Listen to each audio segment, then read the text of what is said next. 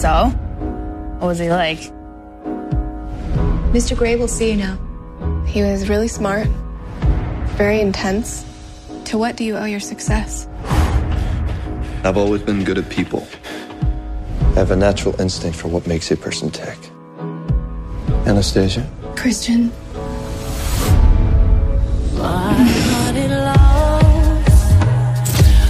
You do realize that he hasn't stopped looking at you. Have you met someone? Are you free? I like to see your face. Gives me some clue what you might be thinking. So you're a control freak? I exercise control in all things. It must be really boring.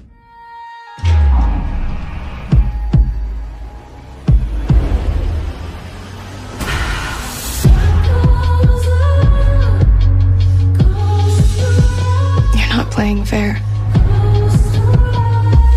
You should steer clear of me. I'm not the man for you. Why won't you let me in? I had a rough start in life. That's all you need to know. My tastes are very singular. You wouldn't understand. Enlighten me then.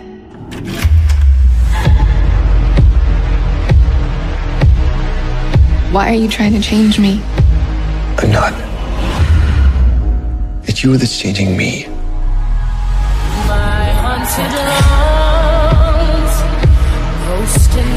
I don't know if I can be with him the way he needs me to.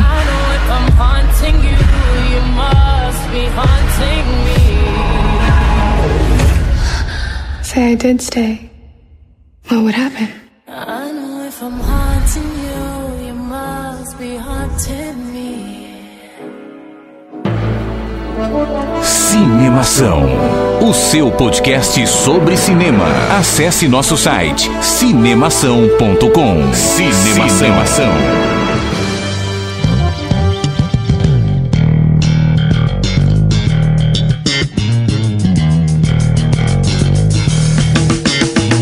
Seja bem-vindo ao podcast Cinemação número 122. Eu sou Rafael Arinelli e pintou o campeão do Framboesa de Ouro.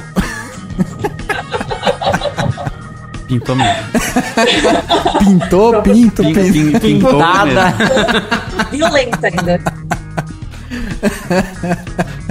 Eu sou o Daniel Cury e eu não faço amor, eu fodo com força, principalmente depois de me fuder com um filme. Nossa senhora. Se fudeu bonito, hein, Dani? Me fudi bonito. Aqui é o Henrique Risato e eu prefiro Crepúsculo. Olha a declaração polêmica. Na próxima vinheta, assim, do Cinemação, né? Agora o quadro Repercussão. Eu prefiro Crepúsculo. Não, e isso foi uma ótima declaração pra quem faz edição de podcast também, porque dá pra encaixar essa sua frase. Então, nas vinhetas, sempre eterno. Eu pensei isso, mas... Meu, eu prefiro Crepúsculo. Eu vi um meme com isso. Tipo, tinha o casal de 50 Tons e o casal de Crepúsculo.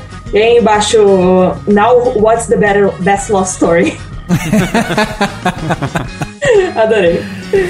Eu sou a Larissa Siriani e eu não assinaria aquele contrato. Apenas. Olha, também outra declaração polêmica, hein? Porque tem muita mulher aí que assinaria sem até rever o contrato. Eu quero aí um advogado pra me provar que é legal. Assinaria sem tirar a cláusula do punho. Sem tirar a fist clause. Ai, que horror. Muito bem, estamos reunidos hoje para conversar sobre esse filme. Depois a gente fez uma bateria de filmes de Oscar, né? Daí antes da gente falar propriamente sobre o Oscar, a premiação e tal, que premia os melhores, a gente faz uma ruptura completa, né? De filmes que estão concorrendo a melhor filme do Oscar. E a gente vai falar simplesmente sobre 50 Tons de Cinza. Tipo... né? A gente acabou. Toda de filmes muito maneiros, e aí você teve aquela lavagem, assim. Mas é bom mesmo. É bom ver filme ruim de vez em quando. É bom porque daí você começa a valorizar, tipo, outras coisas, né? Mas a gente vai conversar, vamos trazer, vamos falar spoiler. Então, se você não leu o livro, se você não viu o filme, você sempre tem a opção de escutar o podcast e se prevenir, né? E aí, assim, não consumir esse conteúdo, ou obviamente você pode escutar e ajudar a gente aqui com a discussão e falar o que você achou sobre 50 Tons de Cinza. Esse é o papo do podcast Cinemação número 122. Vamos conversar então sobre o filme logo depois do quadro Repercussão. Agora no Cinemação. Eu começo então. Repercussão. E eu me surpreendi com o filme. Repercutindo o que rolou durante a semana. Repercussão.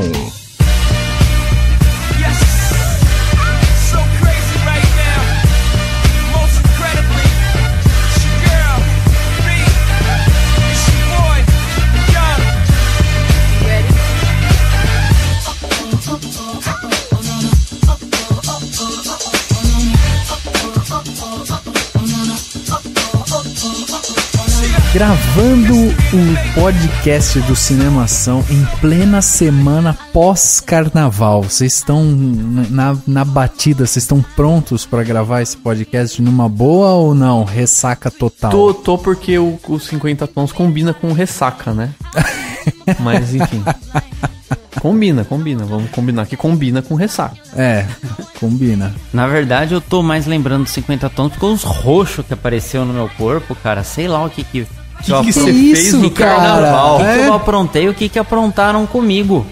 Que coisa estranha, cara. Você acordou numa banheira sem um rim também? Com a bunda doendo. O Henrique resolveu procurar o Christian Grey no carnaval.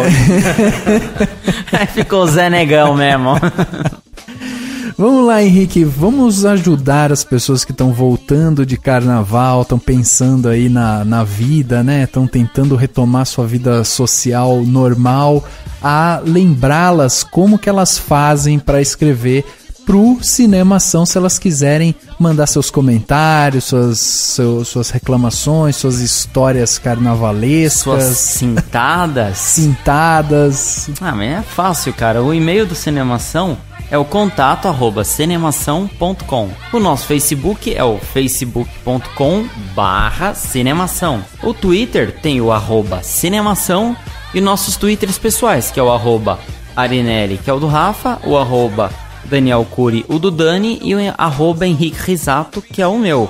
Agora, se quiser ver lá o Instagram, tem o @cinemação, tudo sem tio, sem cedilha. E se você quiser ouvir através de uma rádio muito legal online, é a Web Rádio Vagalume, no site www.webradiovagalume.com.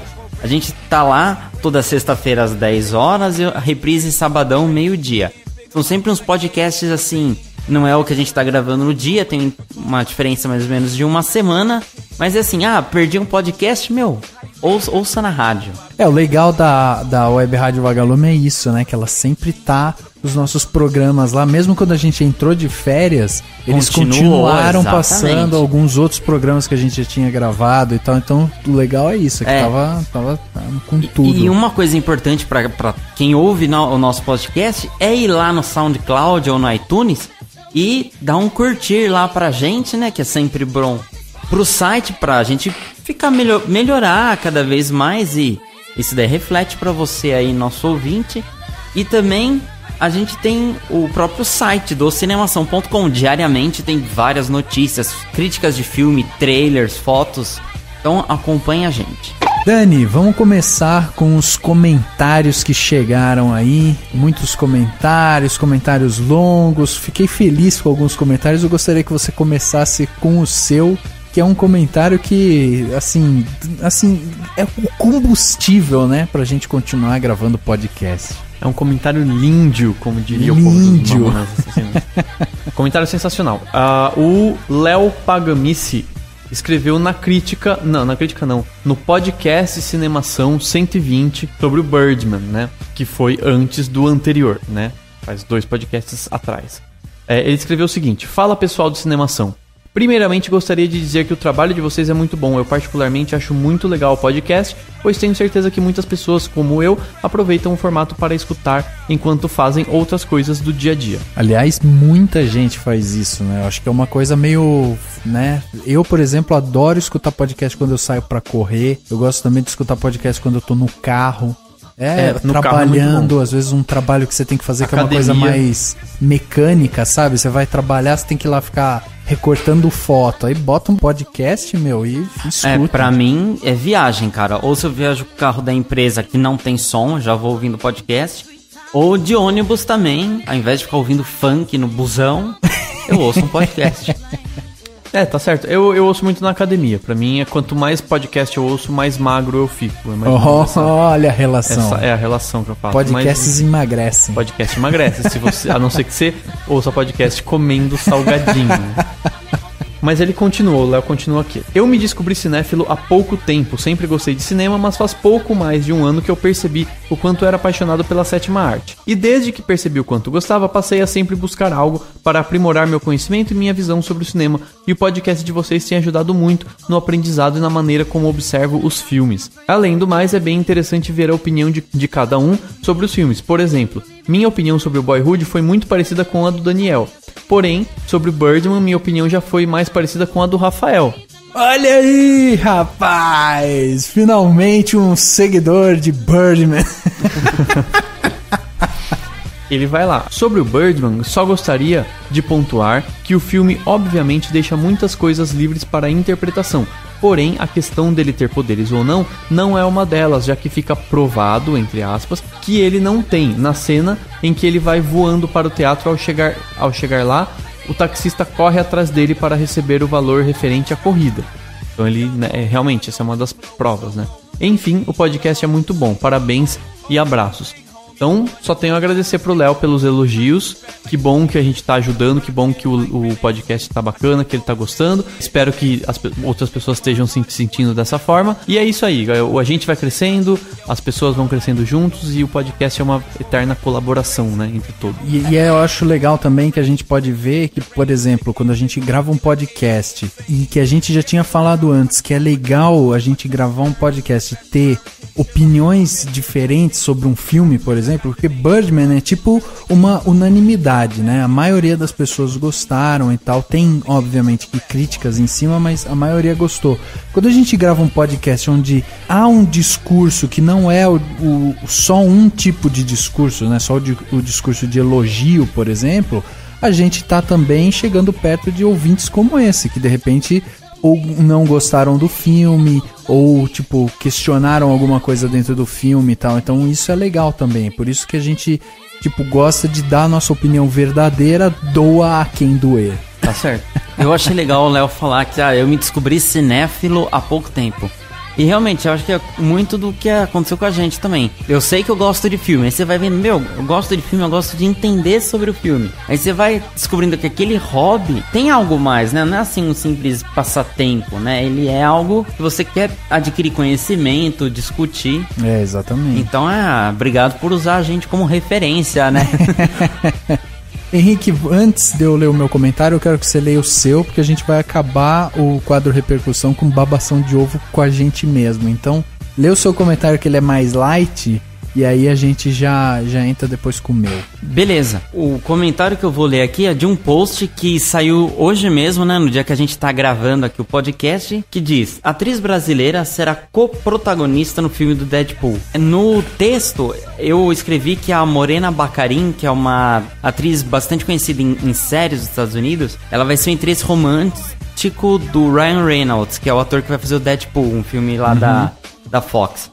Aí o Rafa07 escreveu o seguinte: sim, mas é o primeiro blockbuster que Morena consegue. Ela sempre foi atriz de TV. Não gostei do texto desmerecer o Santoro e a Alice, só porque ela finalmente conseguiu esse papel no cinema. Ele fala isso porque a primeira frase do texto, ela diz o seguinte, abre aspas: mais do que Alice Braga e Rodrigo Santoro, a brasileira que é a mais conhecida e querida nos corredores de Hollywood Sem dúvida é a jovem carioca Morena Baccarin. Fecha aspas. Vou continuar aqui o que ele falou, depois eu vou comentando. A Alice, por exemplo, tem muito mais filmes blockbusters no currículo que Morena, mesmo ela sendo uma estrangeira. A Morena, mesmo sendo vista como americana, de origem brasileira, conseguiu seu primeiro filme blockbuster só agora. Então vamos valorizar todos os brasileiros que estão lá, sem fazer comparações. Conseguir um espaço nesse mercado é muito difícil. Eu concordo com o Rafa, e assim, eu achei importante ler a primeira frase, porque é o que eu falei, nos corredores de Hollywood, realmente a Morena Baccarin, ela sempre morou nos Estados Unidos, e ela fez muitos seriados. Então, pros americanos, ela é bastante conhecida. Então, assim, ela é nascida no Brasil e tá lá desde sempre. O Rodrigo Santoro, Alice Braga... Não, e mesmo o Wagner Moura agora, que tá pondo o pezinho aí em Hollywood, participou do Elysium. Então não é questão de uma ser melhor atriz do que o outro. A questão é que realmente a Morena Baccarin nos Estados Unidos ela teve muito mais oportunidade. A gente reconhece que, por exemplo, a Alice Braga adjuvou um filme com o Will Smith, aquele Eu Sou a Lenda. Mas é porque assim, eu só falei que ela é mais conhecida mesmo. E ela já foi ela foi assim uma antagonista principal de um seriadinho de ficção científica chamado V. Ela participou de uns episódios lá do How I Met Your Mother. É que talvez muita gente nem saiba, mas o Brasil tá exportando muita gente lá pra fora, lá pra Hollywood, principalmente na área técnica. Então você tem muito editor de som, montagem... Muita gente indo, e aí começa também a aparecer alguns atores, atrizes e tal que começam a fazer a carreira lá. Eu acho que assim, até inclusive na área criativa o Brasil é muito bom. O Brasil é um país muito criativo de uma forma geral. Então na área de animação tem muito profissional brasileiro. A gente tem o Carlos Saldanha, que é um exemplo do que mais se destacou até hoje, porque ele foi dirigir filmes e tudo mais. Exatamente. E eu acho que isso tudo é só reflexo do crescimento do Brasil. O Brasil tá, por mais que a gente tenha muitas críticas a muitas coisas no país, o Brasil tá crescendo. E tem cada vez mais produzindo profissionais de ponta e não só profissionais... Não, talvez... Tem até aquele jovem lá que faz Game of Thrones, que ele fez agora um filme, verdade. O Menino do Espelho. Ele mora em Londres também, né? Ele é inglês e tal. Então, mas mesmo assim...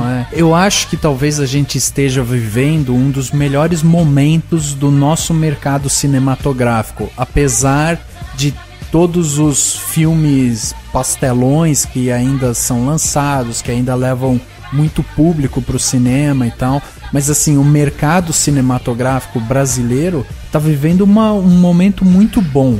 E começam a surgir esse tipo de pessoa, né? Pessoas que às vezes você não vê. Eu não tenho números, mas com certeza tem muito mais escolas, técnicas, faculdades formando esses profissionais. E consequentemente eles vão se destacar mais em todo o mundo, né? De uma forma geral. A Gabi Egito, que a gente entrevistou aqui, é um exemplo crasso disso. Exatamente. Bom, vamos então finalizar o quadro Repercussão com, obviamente, né, um baba-ovo para nós mesmos. A gente recebeu um e-mail muito legal. Quem mandou foi o Alex Nunes. E a gente tinha que ler ele aqui, né? Afinal de contas, não é todo dia que a gente recebe um e-mail assim. Então, no título do e-mail dele, eu achei muito legal porque ele escreveu assim: este ouvinte saiu do armário. Olha só como a nossa campanha Saia do Armário Ouvinte de Podcast funciona, né? E ainda bem que ele não levou pro lado que muita gente leva a expressão sair do armário, né? Não, então... que leve na brincadeira. E se alguém quiser também sair, aproveitar e já sair do armário, sai também. Também, aproveita aí. Assiste 50 Tons de Cinza e vai lá. Exatamente, cara. E aí ele escreveu o seguinte: olá, muito boa noite, Rafael, Daniel e Henrique. Meu nome é Alex Nunes, tenho 27 anos, sou de Campos de Goiatazes, no Rio de Janeiro, e trabalho como bancário. Olha aí, ó, já é tá vendo? É um público já de elite, ó. O cara que quando é bancário já, né? Minha avó ficaria orgulhosa dele. Minha avó já tem mais orgulho dele do que de mim, ele nem conhece. E ele continua: Eu não sei exatamente quando começou a campanha Saia do Armário Ouvinte, nem sei se ela se aplica a mim, mas achei uma forma legal de dar título ao e-mail. Sou um ouvinte relativamente recente, comecei a ouvir vocês este ano no podcast a respeito de Garota Exemplar. Assisti ao filme em 2014, fiquei carente de um podcast que discutisse as questões tratadas no filme. Num esforço de busca antes de uma viagem que iria fazer, acabei me deparando com podcast Cinemação. Eu sou do tipo que acredita que é preciso caprichar em cada conteúdo que se lança na internet, pois nunca se sabe através de qual o espectador será fisgado. Por isso, devo dar os parabéns a vocês, pois este podcast sobre Garota Exemplar foi sensacional. Além de trazer debates interessantíssimos, vocês são engraçados e demonstram uma disposição contagiante para conversar sobre cinema e os diversos aspectos envolvidos. Pô, eu já podia acabar o e-mail dele aí e agradecer, né? Porque quando o Henrique tá afim de falar, então é melhor ainda o podcast. Principalmente no Garota Exemplar, que eu nem participei. Ele nem participou, então. Aí foi sensacional. E sempre elogiam esse, né? Será que é assim, tipo, quando o Henrique não participa, é tão bom o podcast? É verdade, sabe um que foi muito abaixado também? Foi o da A Culpa é das Estrelas. O Henrique não participou, o Henrique nem também lembro, não mas tanto podcast. Olha só. É bullying isso. Coitadinho de mim. E aí ele continua, ó. A partir deste podcast já baixei muitos outros, a maioria, é claro, a respeito de filmes dos quais gostei e alguns sobre as profissões envolvidas no fazer cinematográfico. Recentemente estou adorando a sequência de programas sobre filmes indicados ao Oscar, pois já há alguns anos me proponho assistir às produções concorrentes para poder acompanhar a cerimônia sem estar perdido. Agradeço a vocês pela dedicação e pelo esforço em lançarem um conteúdo semanal sobre essa arte tão envolvente.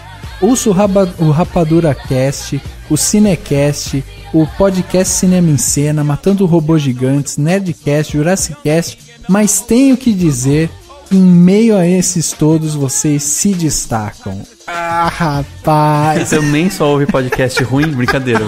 Nossa, tipo, se o cara parece que ele tá lendo o meu iTunes, velho. Tipo, incluindo o nosso, todos exatamente. Cara, só faltou a galera do Geekvox aí. É verdade, é verdade. E ele fala assim, ó, vou divulgar o podcast Cinemação para todos que eu puder, porque vocês merecem ser reconhecidos pelo trabalho que fazem e porque coisas boas precisam chegar ao maior número de pessoas possíveis. Não desanimem se o feedback tem sido baixo do esperado, pois com o tempo a qualidade sempre encontra quem a aprecie. Forte abraço a todos, feliz 2015 com alguns dias de atraso e estou esperando um podcast sobre Whiplash ou sobre Laranja Mecânica. Obrigado pela atenção e até a vista.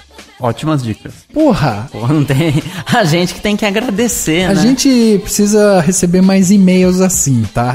Fica a dica aí pra galera que gosta de escrever pra gente. Esses e-mails vão ganhar prioridade aqui na leitura do Repercussão. Daí depois a gente sai dançando a conga pra comemorar, né? Ula, ula, ula. Se a gente receber um desse por semana, a gente depois faz um videozinho no Instagram do Henrique dançando um ula, né?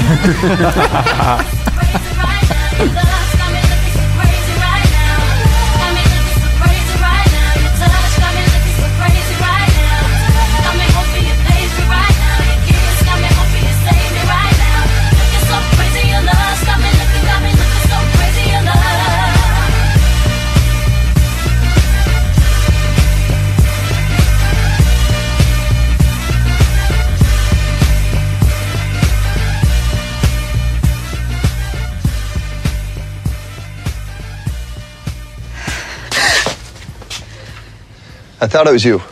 What the? What a pleasant surprise, Miss Steele. Just Anna. Just Anna. You're in here. I was in the area in business. Needed to pick up a few things. Are you free? Yeah. What can I help you with? Do you stock cable ties? Cable ties, yes, we do. I can show you if you want. Please lead the way, Miss Steele. Just Anna.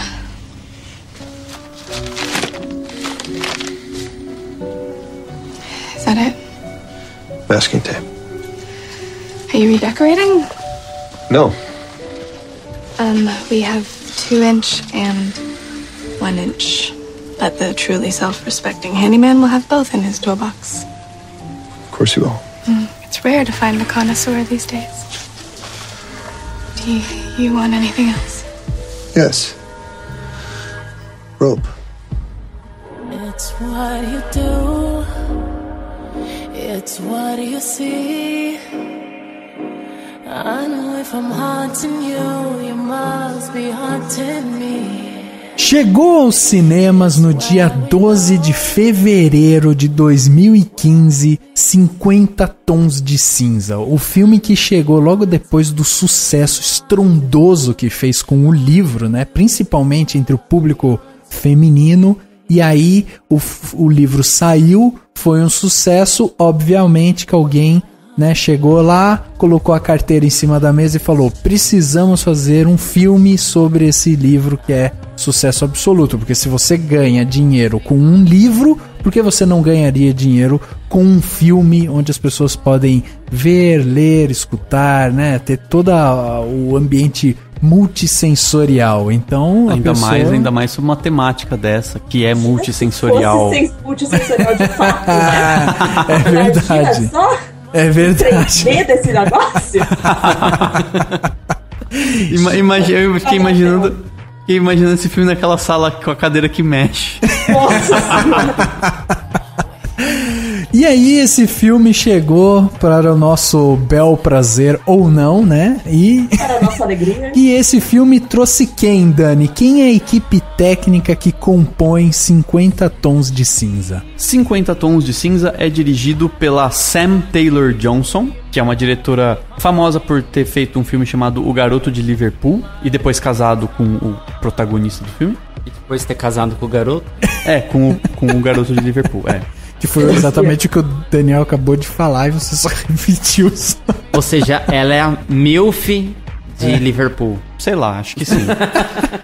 O filme tem um elenco enxuto, mas a gente pode citar os principais: a Dakota Johnson, o Jamie Dornan, a Jennifer L., que faz a mãe, né, dela, que é uma personagem que muita gente confunde com a Meryl Streep, porque ela parece a Meryl Streep mais nova. E tem a Marcia Gay Harden, que também é uma atriz bastante famosa, mas que faz uma personagem bem rápida lá, só aparece, tipo, oi, tchau. Esses são os principais. Tem outros atores não tão conhecidos. Até porque o filme ele foca basicamente ali na Anna e no Christian, né?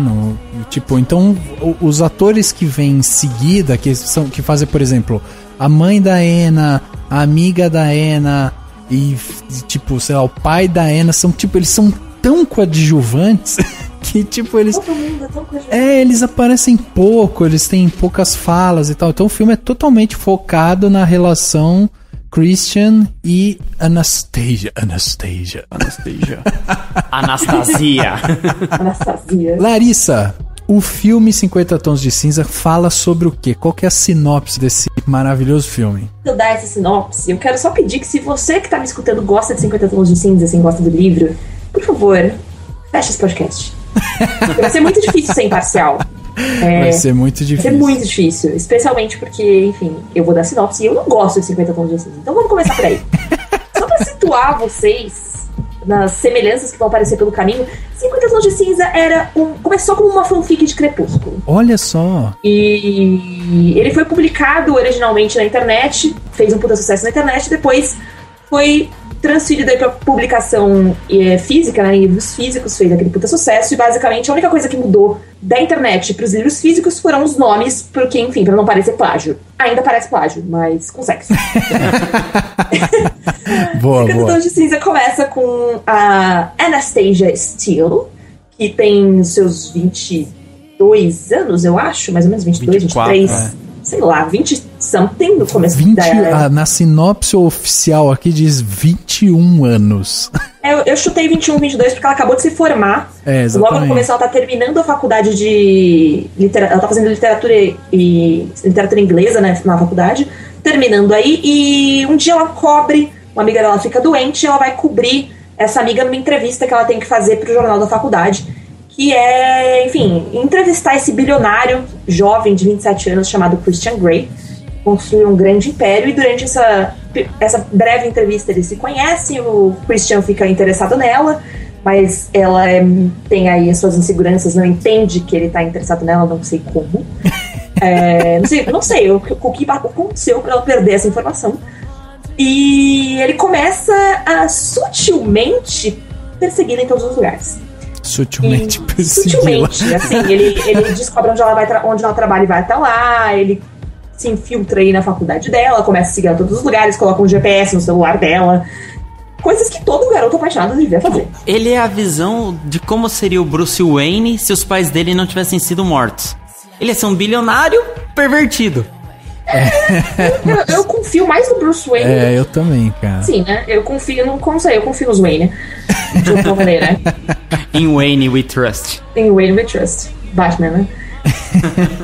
Enfim, eu sei que eles acabam se envolvendo nesse romance, não romance. Ele quer convencer a Anastasia a se tornar a nova submissa dele, porque ele tem essa coisa meio BDSM, né? Ele é o dominador e ele quer convencer ela a se tornar a nova submissa dele. Só que, na verdade, o que a Ana tá procurando não é exatamente se tornar uma submissa, e sim construir um romance, porque ela está apaixonada pelo Christian Grey e ele não consegue aceitar isso. Spoilers, eles não ficam juntos no final. Toma na cara. Porque nem eu lembrava. Então quando acabou o filme eu fiquei tipo, peraí, tá fazendo... Passei 2 horas sentados aqui, eles nem ficam juntos? Vou fazer toda essa sacanagem na tela. Você falou spoiler, eu pensei que era spoiler da trilogia, mas... Não, no final enfim. Eles ficam juntos e eles têm filhos. Eu falei, nossa, então beleza. Eles ficam juntos, têm filhos e dão uma surra nos filhos. Não, gente, depois se vocês quiserem eu faço um apanhado geral aí da trilogia, do que eu sei mais ou menos, do que eu me lembro, porque, enfim, eu só li de fato o primeiro, mas Explicando um pouco a minha frase do início, né? Eu não li nada dos 50 Tons de Cinza. Eu tinha lido o Crepúsculo, mas eu sabia o que a Laris falou aí da fanfic, né? O porquê que eu prefiro o Crepúsculo? Porque pelo menos no Crepúsculo tinha uns lobisomens, tinha um negócio de vampiro, da guerra, né? O que eu entendo que teve os 50 Tons de Cinza? Ele quis pegar uma mocinha inocente, virgem, um cara misterioso. E aí, ao invés dela fazer aquela questão de ele é misterioso, ele é um vampiro do mal. Não, é um cara que tem essas taras e, tipo assim, é o lado negro dele. O lado negro dele é curtir, dar uns tapas na cara das pessoas. Exatamente. Eu não sei, assim, você, Laris, como escritora, pode explicar pra gente muito melhor. Mas eu senti tanto furo no roteiro e falta de sincronia, assim, sabe? Não é crível que uma garota daquela que ficou virgem até acabar a faculdade e tal, que é um pouco difícil. Do nada sai abrindo as pernas e apanhando e me prenda no teto, por favor. Tipo assim, geralmente uma mulher assim, eu vou perder a virgindade, vou ficar no papai e mamãe e tal. Aos poucos, não. Tipo, me arregace. Revelação. Caraca.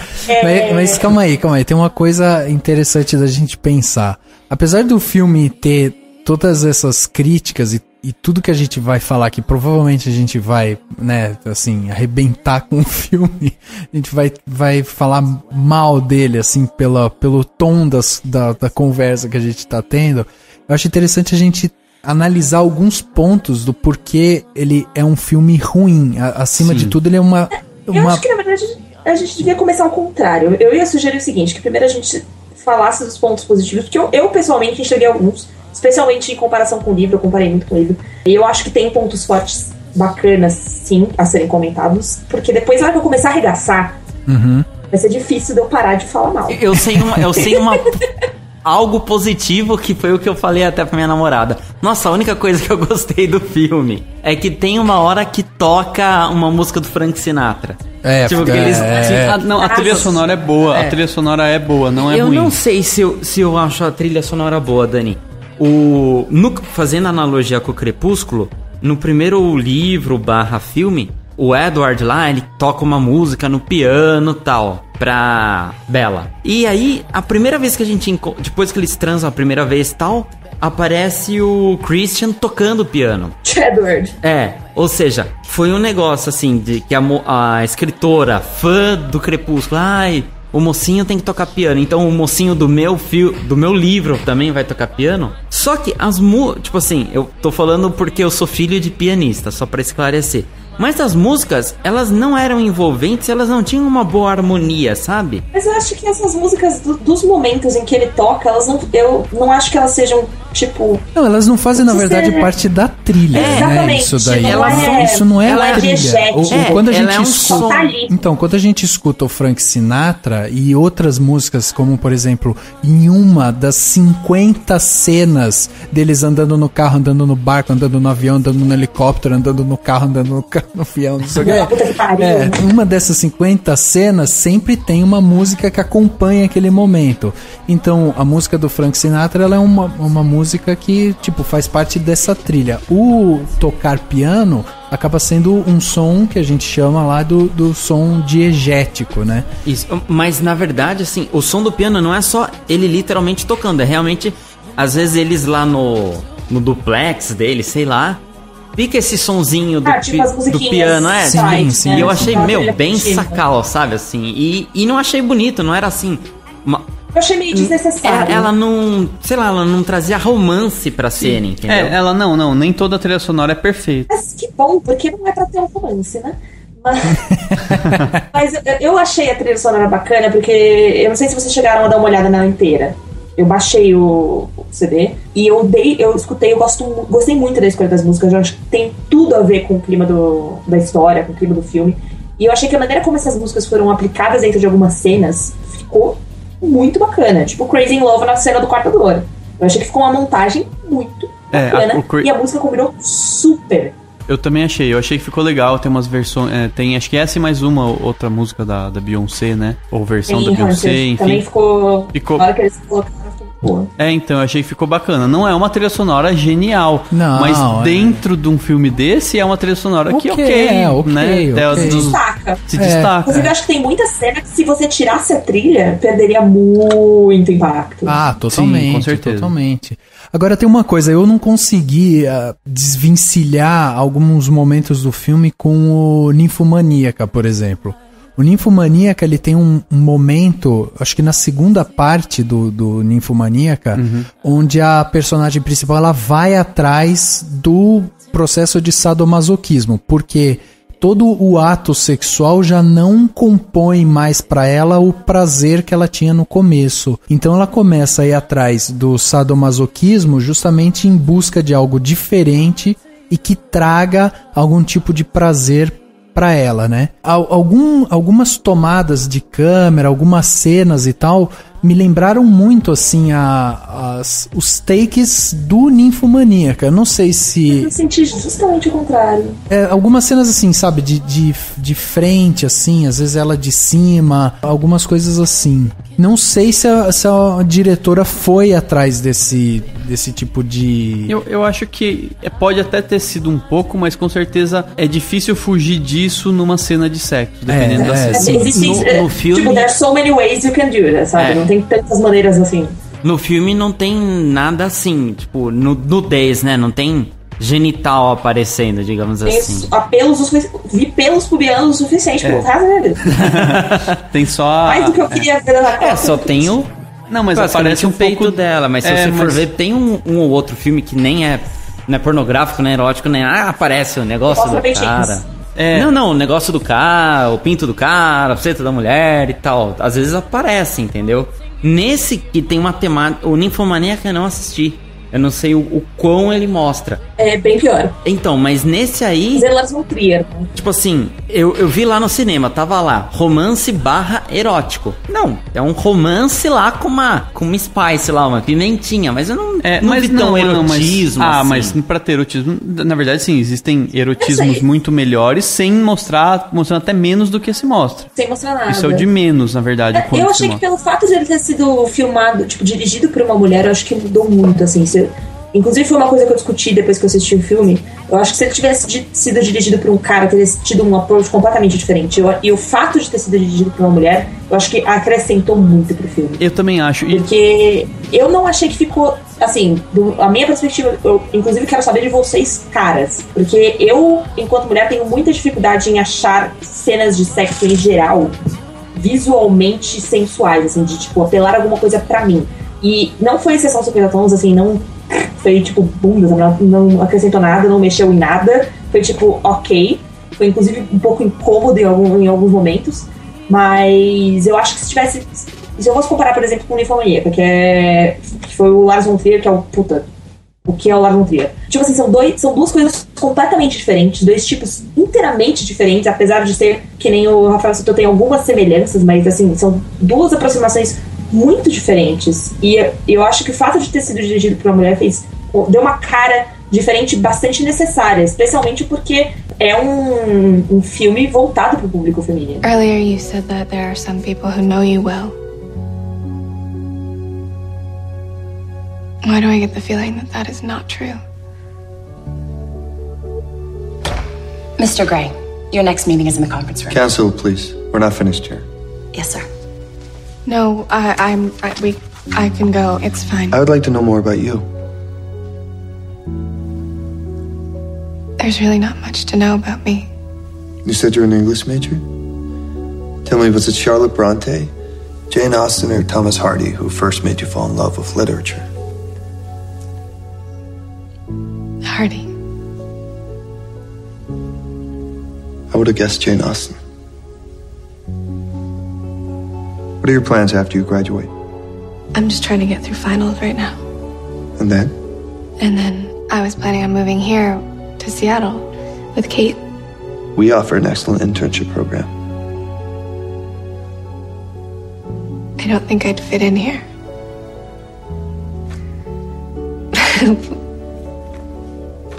Look at me. A Sam Taylor Johnson não fez um trabalho ruim, ela fez o que ela pôde, né? Com o roteiro que ela tinha. E com o roteiro que ela tinha e com os atores que ela tinha também, né? Que não tava lá nenhuma Julia Roberts, um Michael Fassbender, os atores fodões, não. Que a gente pode Sinceramente, falar. eu achei eles bem bacanas, viu? Nossa, o papel de merda, eu achei sensacional. Nossa, o Jamie Dornan, que é o Christian Grey, nossa, eu achei ele tão fraco, mas assim, apático mesmo, sabe? Apático. Ele não tem aquela cara. Então, ele não parecia que tava apaixonado, que provavelmente não tava, mas ele não parecia que tava com tesão, né? Ele não parecia que tava, não, assina tudo. A sensação que você tem ele nos... tava, tipo, sem nada, cara sem sentimento. Os 15 primeiros minutos de filme, ou 20 primeiros minutos de filme, né? A primeira parte do filme ali, a sensação que você tem é que você está vendo um filme B mesmo. Porque, tipo, a Dakota Johnson, ela é fraca, o Jamie Dornan também é fraco. Você percebe, assim, o começo do filme, quando eles vão se encontrar e tal, porra, já vai me entregar de cara que os dois estão se encontrando. Aquele começo é muito clichê, de tipo, o cara sai pra correr, pega a gravatinha, arruma não sei o que, tal.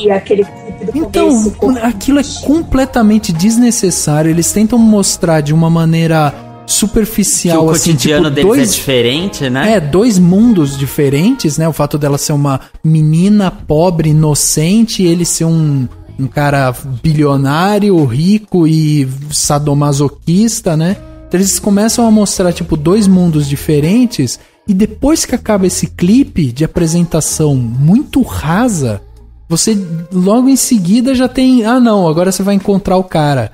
E a facilidade da pessoa pra chegar num alto executivo desse, sabe? Tipo, vou entrando na empresa, aí já tira um casaco, o cara já vai te atender, você nem precisa esperar. E não era nem ela a esperada, né? É super fiel ao livro, viu? Começa exatamente assim. O que é o... O pior que é isso, não dá nem pra reclamar. Porque assim, no geral, vocês não têm ideia do quanto esse filme é melhor do que o livro. Assim, certo. Se eu tivesse que... uma escala de 1 a 10, é tipo assim, 150 milhões de vezes melhor. Caraca! Mas no começo, especialmente, é tão fiel que é por isso que é irritante. Porque é tipo, fuck, galera.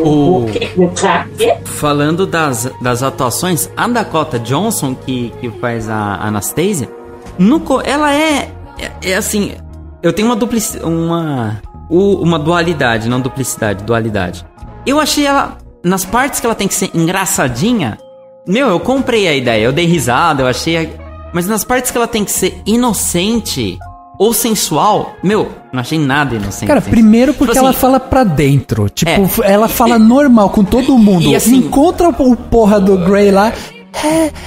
Mas ela fez a Bella.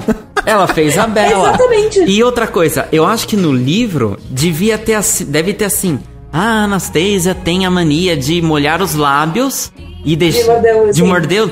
Mas assim, tudo bem, é até bonitinho, mas era tão falso, tipo assim, era forçado, sabe? Você via que a atriz, nossa, ela deve ter feito um curso de 6 meses pra morder o lábio, porque não era natural aquela porra. É porque assim, existem uma dezena de coisas que provavelmente teriam sido excluídas do filme e não foram por exigência da Ian James. Assim, muitas. Incluindo todos os diálogos, por isso que os diálogos são ruins, porque são os diálogos do livro. E, enfim, tem vários detalhes aí que vieram do livro que eu acho que se fosse escolha de roteiro e direção, provavelmente não teria. Falando das atuações, eu tenho 2 opiniões bastante, enfim, contrárias e favoráveis aos atores. A primeira é que eles não podem fazer milagre porque os personagens são ruins. Então, eu continuo naquela expectativa de tipo, there's only so much you can do, sabe? Não tem como fazer milagre com 2 personagens de bosta. O Christian é um personagem de bosta, a Anastasia é um personagem de bosta, então eu sinceramente gostei muito da apresentação que a Dakota principalmente deu. Eu achei que ela ficou muito mais irônica, mais engraçadinha, mais comprável, assim, do que eu imaginava pelo livro. E isso, assim, é uma coisa que é um elogio tanto ao roteiro, que eu acho que melhorou a personagem demais, quanto a própria Dakota, que fez ela menos irritante, assim, claramente irritante. E quanto ao Jamie, eu tô tão acostumada já a ver ele em outros papéis nos quais ele atua exatamente daquele jeito. Ele não tem expressão, ele é uma coisa tão minimalista, e ao mesmo tempo eu acho isso tão bom. E não sei, pra mim, eu compreendo o personagem porque já era o que eu tava esperando, por eu conhecer o ator e, enfim, gostar dele daquele jeito, do estilo de atuação dele, quanto pelo fato de que eu já não espero gostar do personagem porque é o Christian Grey, então, sei lá, né, tem essa dualidade de sentimentos também. Eu acho que o grande problema do Christian Grey, do Jamie Dornan, na verdade, é o personagem, que é muito ruim, e, além disso, eu achei também que ele não fez tão bem o sotaque americano. Ele é da Irlanda do Norte. Por que o cara não mantém, sabe? De repente você tinha até um charme a mais, né? Já que pro cara ser tão fodão. Todos os charmes a mais, gente. Ia ser, por favor, me engravida. De verdade. Não, então. Ele com o sotaque. E assim, tipo, até a barba. Acho que ele fica até mais bonitão de barba do que sem. Tipo, que ele tem na série, né? The Fall que ele faz. Sim, pra mim ele fica bonito de todas as maneiras, então. Não, então, mas assim. Ai, meu Deus. Camisa sem camisa, de terno sem terno. Tô feliz. Então, é legal a gente falar que ele, por exemplo, vem de séries, né? Ele não é um cara que, tipo, é reconhecido por fazer longas metragens. Então, tipo, ele já tem um ritmo que ele foi adquirindo dentro de seriados. E aí a gente vê ele agora aparecendo como grande protagonista. E eu acho que a crítica em cima da atuação dele não é nem, assim, é óbvio que você tem um personagem ruim, mas a partir do momento que você entende que você tá falando de um cara que foi abusado quando ele era pequeno, de um cara que ele é vidrado no sadomasoquismo, que ele entende o relacionamento entre homem e mulher de uma forma distorcida. Você tá falando de um cara que tem uma série de complexos e que o ator precisa ter o mínimo de sensibilidade para pegar todas esses cacos, né? Todos esses traumas e trabalhar, por exemplo, num jeito de olhar, num jeito de se movimentar, no jeito de agir, né? Mas ele não tinha como fazer isso porque o personagem é muito mal trabalhado. Ele é totalmente... Ele é ridículo porque, assim, você não faz sentido que ele seja sadomasoquista porque a mãe dele, sei lá o quê, de fumar crack, sabe? Até faz, mas você tem que desenvolver isso melhor. Não, só contar, eu achei. Do Christian mesmo, esse background dele só é dado mais pra frente, o que é uma coisa profundamente irritante, mas enfim, não é uma desculpa. Então, mas dentro da história mesmo, isso só vem muito depois. Os melhores momentos que eu achei do Jamie são os momentos de snap, assim, do Christian, tipo, quando ele grita com ela. Esses momentos, assim, mais intensos, eu achei que ele se saiu muito bem. Pra mim, foi uma conclusão, foi um wrap-up, assim, uma conclusão do trabalho dele enquanto personagem. nos momentos em que não tinha o que fazer, porque são momentos de merda em que o personagem, tipo, não se sobressai, ele apenas tá lá servindo como um meio para um fim pra Anastasia, ele tá lá, e nos momentos em que ele tem uma carga maior, eu achei que fez um bom trabalho. O que eu não achei legal do roteiro do filme, deve ser também o do livro, é a história assim, olha, eu curto essas coisas sadomasoquistas só porque quando eu tinha, acho que 16 anos, eu fui abusado pela amiga da minha mãe, blá blá blá. Tipo, a escritora, ela pegou isso, o que devia teoricamente ser uma coisa normal, e pôs que não era uma coisa normal, que surgiu de um trauma.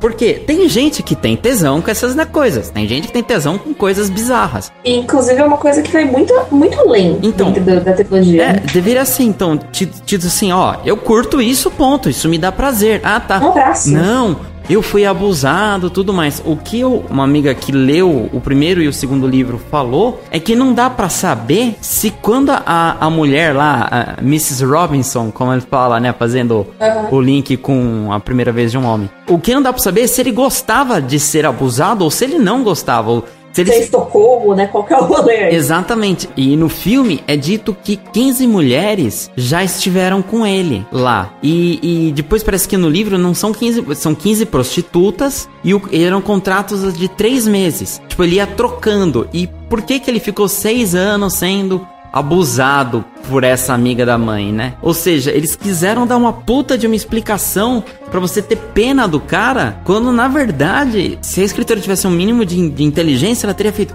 não, meu, ele gosta disso e ela ama ele. Calma aí, aí tem toda uma questão, se a gente for fazer um link com o Crepúsculo, a questão toda, vamos pensar em Edward e Bella. Vocês, não sei se vocês todos viram os filmes, leram os livros, etc, mas tem toda essa questão do Edward achando que ele não pode ser salvo. E a Bella insistindo no fato de que ela pode salvar ele e ao mesmo tempo pode se equiparar a ele de alguma forma. Ela tentando pertencer ao mundo dele pra, tipo, trazê-lo para a luz.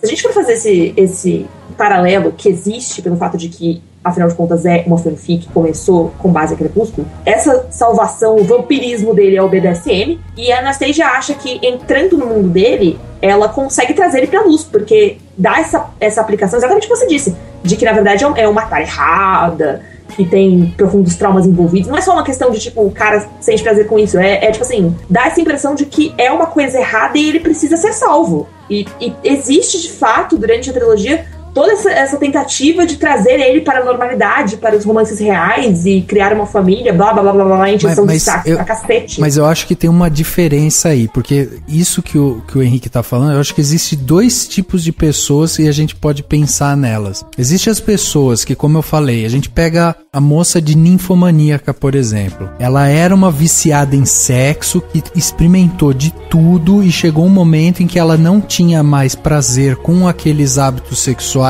e ela foi atrás do sadomasoquismo para ver se aquilo ali trazia prazer para ela. Existem outras pessoas que são abusadas quando são crianças e tal, e que de tão inocentes não sabem se aquilo ali é certo ou se é errado. Elas simplesmente acham que é normal. Se torna tudo que você conhece. Exatamente. E esse pode ter sido o caso dele. Por isso que eu acho que não chega a ser algo que tipo, não, tem que falar que é errado. Não, na circunstância dele, que foi uma criança que foi abusada, foi algo que, ok, você teve um desvio de conduta quando você era pequeno e você entendeu que isso que aconteceu com você era uma coisa normal, era uma coisa que acontecia e tal. Tá cheio de relato de coroinha que vai sentar no colo do padre e acha que é normal. Tá cheio de criança que, tipo, fala que menina que fala que meu pai veio e ficava me acariciando. Pra mim aquilo ali era amor de pai. E a pessoa cresce e só mais tarde que ela vai entender que aquilo ali é errado. Então eu acho assim, nesse caso, o Christian, ele se encaixa nesse tipo de pessoa que sofreu um trauma, e como você entende que ele sofreu esse trauma por quanto ele era criança, que alguém foi lá e abusou dele, aí sim existe a necessidade de uma ajuda para que ele tome consciência do que aquilo que ele gosta tá errado, entendeu? Tá, assim, você aprendeu isso de uma forma muito ruim, muito brutal, então, Rafa, entendeu? Só que no caso do personagem, isso aconteceu quando ele tinha 16 anos, tá? Era adolescente, inocente, digamos assim. Só que, já que é uma história de amor, não é assim, o cara que foi abusado vira um abusador e no fim das contas a garota, ela tá sendo estuprada, então, entendeu? Ele tá descontando... Mas não tá ele sendo. Não tá sendo. Não. Mas ele tá descontando a raiva dele nela. Mas aí que tá, não é raiva. Do amor, eu acho, do romance, pra ser um romance mais crível, devia ser assim, olha, eu gosto de fazer sexo de meia, por exemplo. Você gosta? Não, mas é um exemplo. Mas é um exemplo não é um exemplo não tão bizarro quanto sou sadomasoquista. Podia ser muito pior, né? Exatamente. Então assim, eu gosto de fazer sexo de meia. Tá bom, se você quiser fazer, eu vou estar de meia, tá bom? Falava pra Anastasia. Tudo bem. Devia ser meio que isso. Na verdade, ele se pôs como vítima e ele tá vitimando ela. Mas ele não se põe como vítima. Ele mostra que aquilo ali pra ele é o que ele gosta. Ele fala, é assim que eu gosto. Não. Ele fala que ele só faz aquilo pra esconder os demônios dele. Então, não é assim. Isso é uma explicação péssima. Eu sou avisado, na verdade. Porque, na verdade, essa questão toda desse paralelo que eu tracei é mais baseado no livro, assim, porque existe todo esse momento, isso pra Anastasia, não sei qual seria a realidade pro Christian, porque enfim, a gente não tem ponto de vista dele, mas ela tá o tempo todo tentando salvar ele, recuperar ele de alguma coisa, sabe? A impressão que dá durante a leitura é de que esse tipo de prática, ele é errado, sabe? É tipo, tenho que trazer ele para a luz. Então, eu acho que isso é uma coisa que não funciona. Isso que me incomoda, porque, primeiro, eu não acho que seja errado. E eu acho que, e talvez isso tenha incomodado os praticantes de BDSM, sadomasoquismo, o que quer que seja. Porque eles não encaram. Isso não é, eu não acho, eu não detesto moralismo. Isso não é errado, pelo amor de Deus. Você faz o que você quiser entre quatro paredes. Duas pessoas estão afim de fazer alguma coisa, uma gosta de dominar, outra de ser dominado, não interessa quem, o que e como. Sexual, go for it. E vai lá, seja feliz, entendeu? Então, esse conceito eu acho ruim. E o que mais me incomoda é o fato de que ela, de repente, passa a viver em função dele, entendeu? De repente, o objetivo dela é trazê-lo pra luz, como a Larissa falou, é fazer com que ele mude, mas é lá, do lado dele. É como se ela... Você vê que ela esquece da carreira dela, você nunca mais ouve ela falar de nada. Que, na verdade, é uma coisa meio proposta por ele. Que a parte que mais me incomoda, na realidade, é a ideia do contrato. E isso não é tão trabalhado no filme, graças a Deus. Mas, tipo assim, a ideia do contrato não é só... Então, nos dias lá de sexta a domingo, quando você estiver na minha casa, eu vou ser o seu dominador, as coisas vão funcionar assim, assim, assado, você tem que fazer isso, tem que constatar isso. O contrato... Eu perdi essa parte porque eu tava no banheiro. Não sei se cobre tudo isso, se eles mencionam tudo isso, mas tipo assim, ele exerce controle sobre toda. Eu tinha bebido muito refrigerante. Aí eu falei, o contrato, a parte do contrato é chata, fui no banheiro.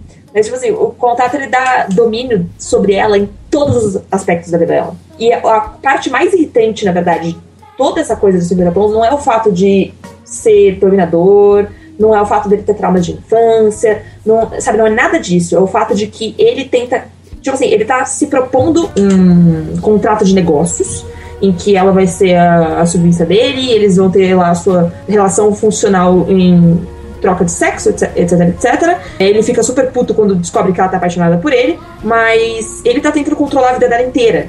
Ele controla o que ela come, ele controla se ela bebe, ele controla tudo. Ela viaja, ele vai atrás dela, quer dizer, amor, escolhe aí o que você quer. E esse tipo de controle é o que, na verdade, causa mais problema quando você vai comparar com uma visão do que é realmente ser praticante de BDSM, porque saiu dali é outra coisa.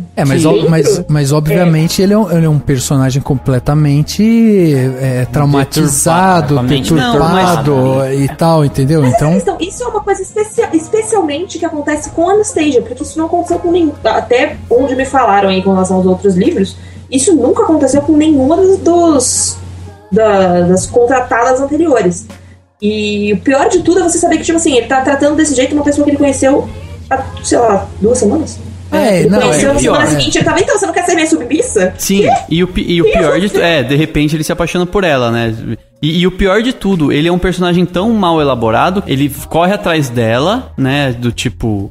stalker absurdamente, assim. Enfim, ele tem essa coisa de dominador, mas ele, a todo momento, ele fica, não, você pode sair a qualquer momento, não sei o quê. Tipo, espero, só se for só medo da Lei Maria da Penha, porque... sabe, assim, porque não faz sentido. Se ele fosse assim, ele não seria o cara que ia virar pra ela e falar, sei lá, não, tem que ser consensual, porque eu jamais vou te obrigar. Ele seria um cara daí, enfim, brutal, né, por algum motivo. Why am I here, Christian? You're here because I'm incapable of leaving you alone. Then don't.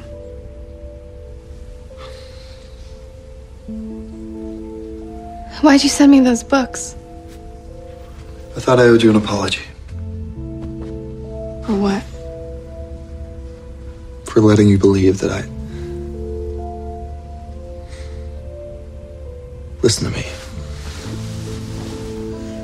I don't do romance. My tastes are very singular. You wouldn't understand. O filme ainda trabalha muito mal com essa dualidade, assim, porque eu até coloquei na minha crítica, poderiam ter, de repente, se inspirado numa coisa meio Dr. Jekyll e Mr. Hyde, né, o médico e o monstro, como se ele tivesse duas personalidades, mas nem isso, entendeu? Ele tenta mostrar que tem, porque, tipo assim, se você parar pra pensar em vários momentos do filme, ele tem aquele despontamento de, tipo, essa é minha namorada Anastasia Steele, tipo, assumindo ela pra outras pessoas.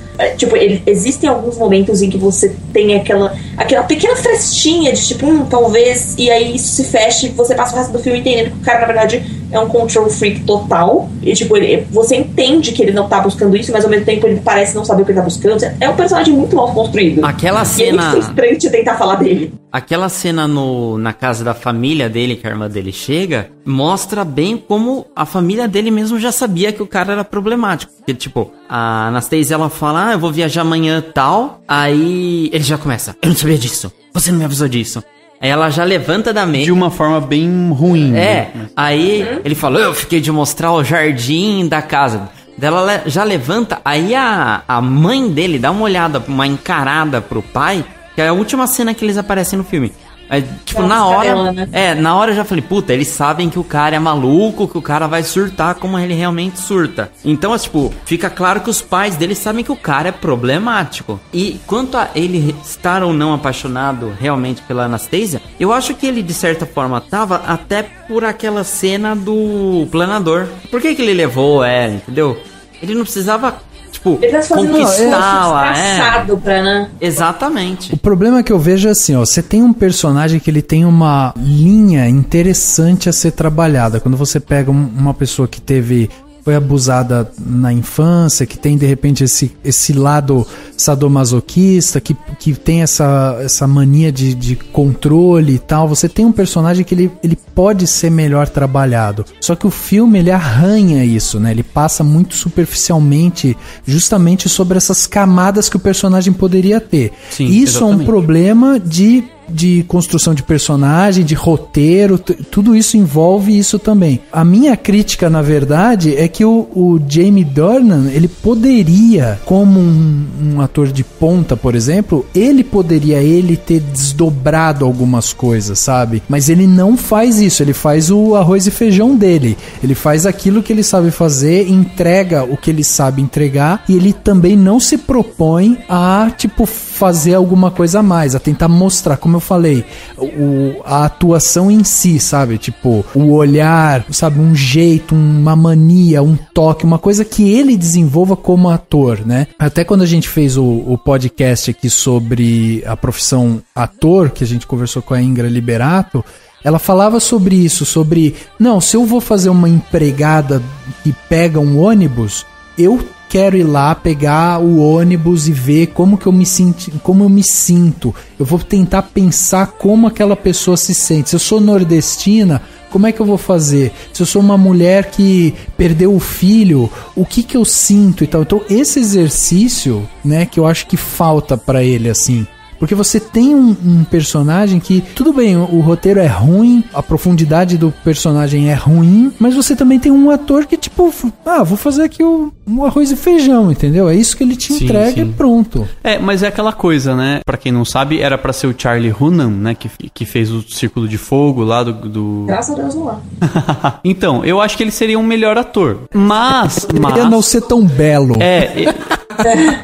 Mas assim, ele até depois de um tempo ele admitiu que ficou com medo de fazer o filme e não e ser um fracasso, tipo, pra ele, né? Ser tipo aquele filme que afunda a carreira, etc. Ele teve medo disso e ele deu como desculpa que ele ia ter muito pouco tempo entre um filme e outro pra fazer o filme. Mas assim, entra no caso de que grandes atores não aceitam esse tipo de roteiro, entendeu? Sei lá, pega um Leonardo DiCaprio, não sei se as mulheres acham ele bonito, acho que ele não é mais bonito e não caberia no papel. Mas tipo, se caísse na mão dele, ele olharia e falaria assim, eu jamais vou fazer essa merda, entendeu? Esse texto. Se você tivesse que pensar, tipo, eu acho assim, se você é um grande ator, você tem a liberdade de escolher papel. Eu já parto desse princípio. Tipo assim, traçando, vamos colocar uma coisa um pouco mais palpável. Colocar a dona Fernanda Montenegro. Imagina a Fernanda Montenegro lá com seus 90 anos, 80 anos, quantos anos aquela mulher tem?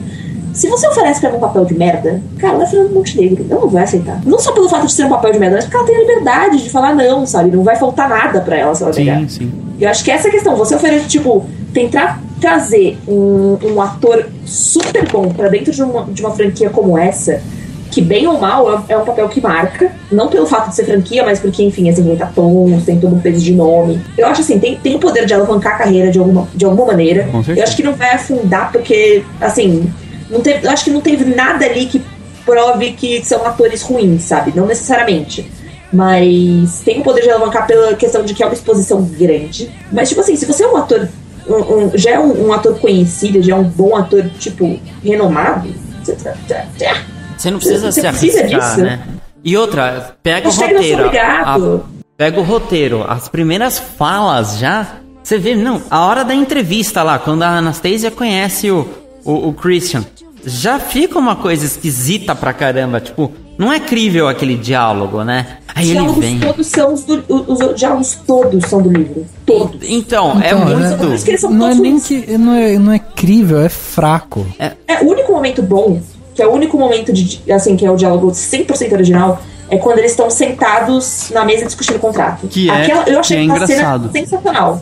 É engraçado. A Anastasia tá com uma personalidade forte que ela não tem em nenhum momento do filme. Eu achei que a troca ficou boa, a química entre eles ficou bacana, e o diálogo tá fluindo, porque foi feito pra roteiro e não pra um livro de merda, uma fanfic publicada na internet. Que é a cena que ela fala, não sei o que, eu tô sem calcinha, da hora que ele fica todo, como que você ia me comer, da hora que ele fala, ela, tá bom, levanta, tipo, levanta e vai embora. Realmente a única, nossa, ela tem solução, essa garota. Daí e ainda tem a questão do pôr do sol, eu achei bacana, eu não entendi tanto, não tem, talvez tenha tanta assim, não tem uma explicação do porquê. Mas é uma cena com o pôr do sol, então eles estão lá no fim de tarde e tudo mais. É uma cena quase sem luz, né? As cores bem vermelhas. Tudo avermelhado, bem talvez pra remeter. Eu acho que faz super sentido essa iluminação pra remeter ao quarto vermelho, as práticas, o que vem no caminho. E a própria cor vermelha é da paixão, etc, né? Eu achei razoavelmente interessante, mas, por exemplo, você tem, no filme também existem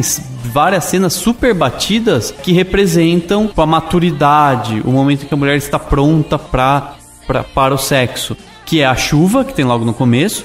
Ela chega no chão e começa a chover, aí ela ergue a cabeça, tipo, estou molhadinha. Me esfria. Me esfria que eu tô quente. Me esfria que eu tô quente. E também tem a cena do avião, né? Que é tipo, pra fazer uma analogia ao orgasmo, do tipo, o avião, né? Tipo, pum, e aquela coisa. Então, assim, isso é um pouco clichê, um pouco batido. Mas talvez, assim, não sei como que tá no livro, mas talvez seja uma forma que a diretora encontrou de dar alguma coisa, né, Deixa eu saber de vocês. Vocês falaram que o fato da diretora, né, ser uma mulher, a Sam Taylor-Johnson, foi algo que acrescentou ao filme. Eu concordo, eu entendo com isso que vocês estão dizendo, e eu tenho até um exemplo. Eu acho muito, muito fácil da gente entender isso quando a gente pega o Diário de Britney Jones, que tem a Beeban Kidron, que é uma diretora também. Eu acho que ela traz essa mesma feminilidade, sabe, pro filme. Ela traz algo a mais que é direcionado pro público feminino.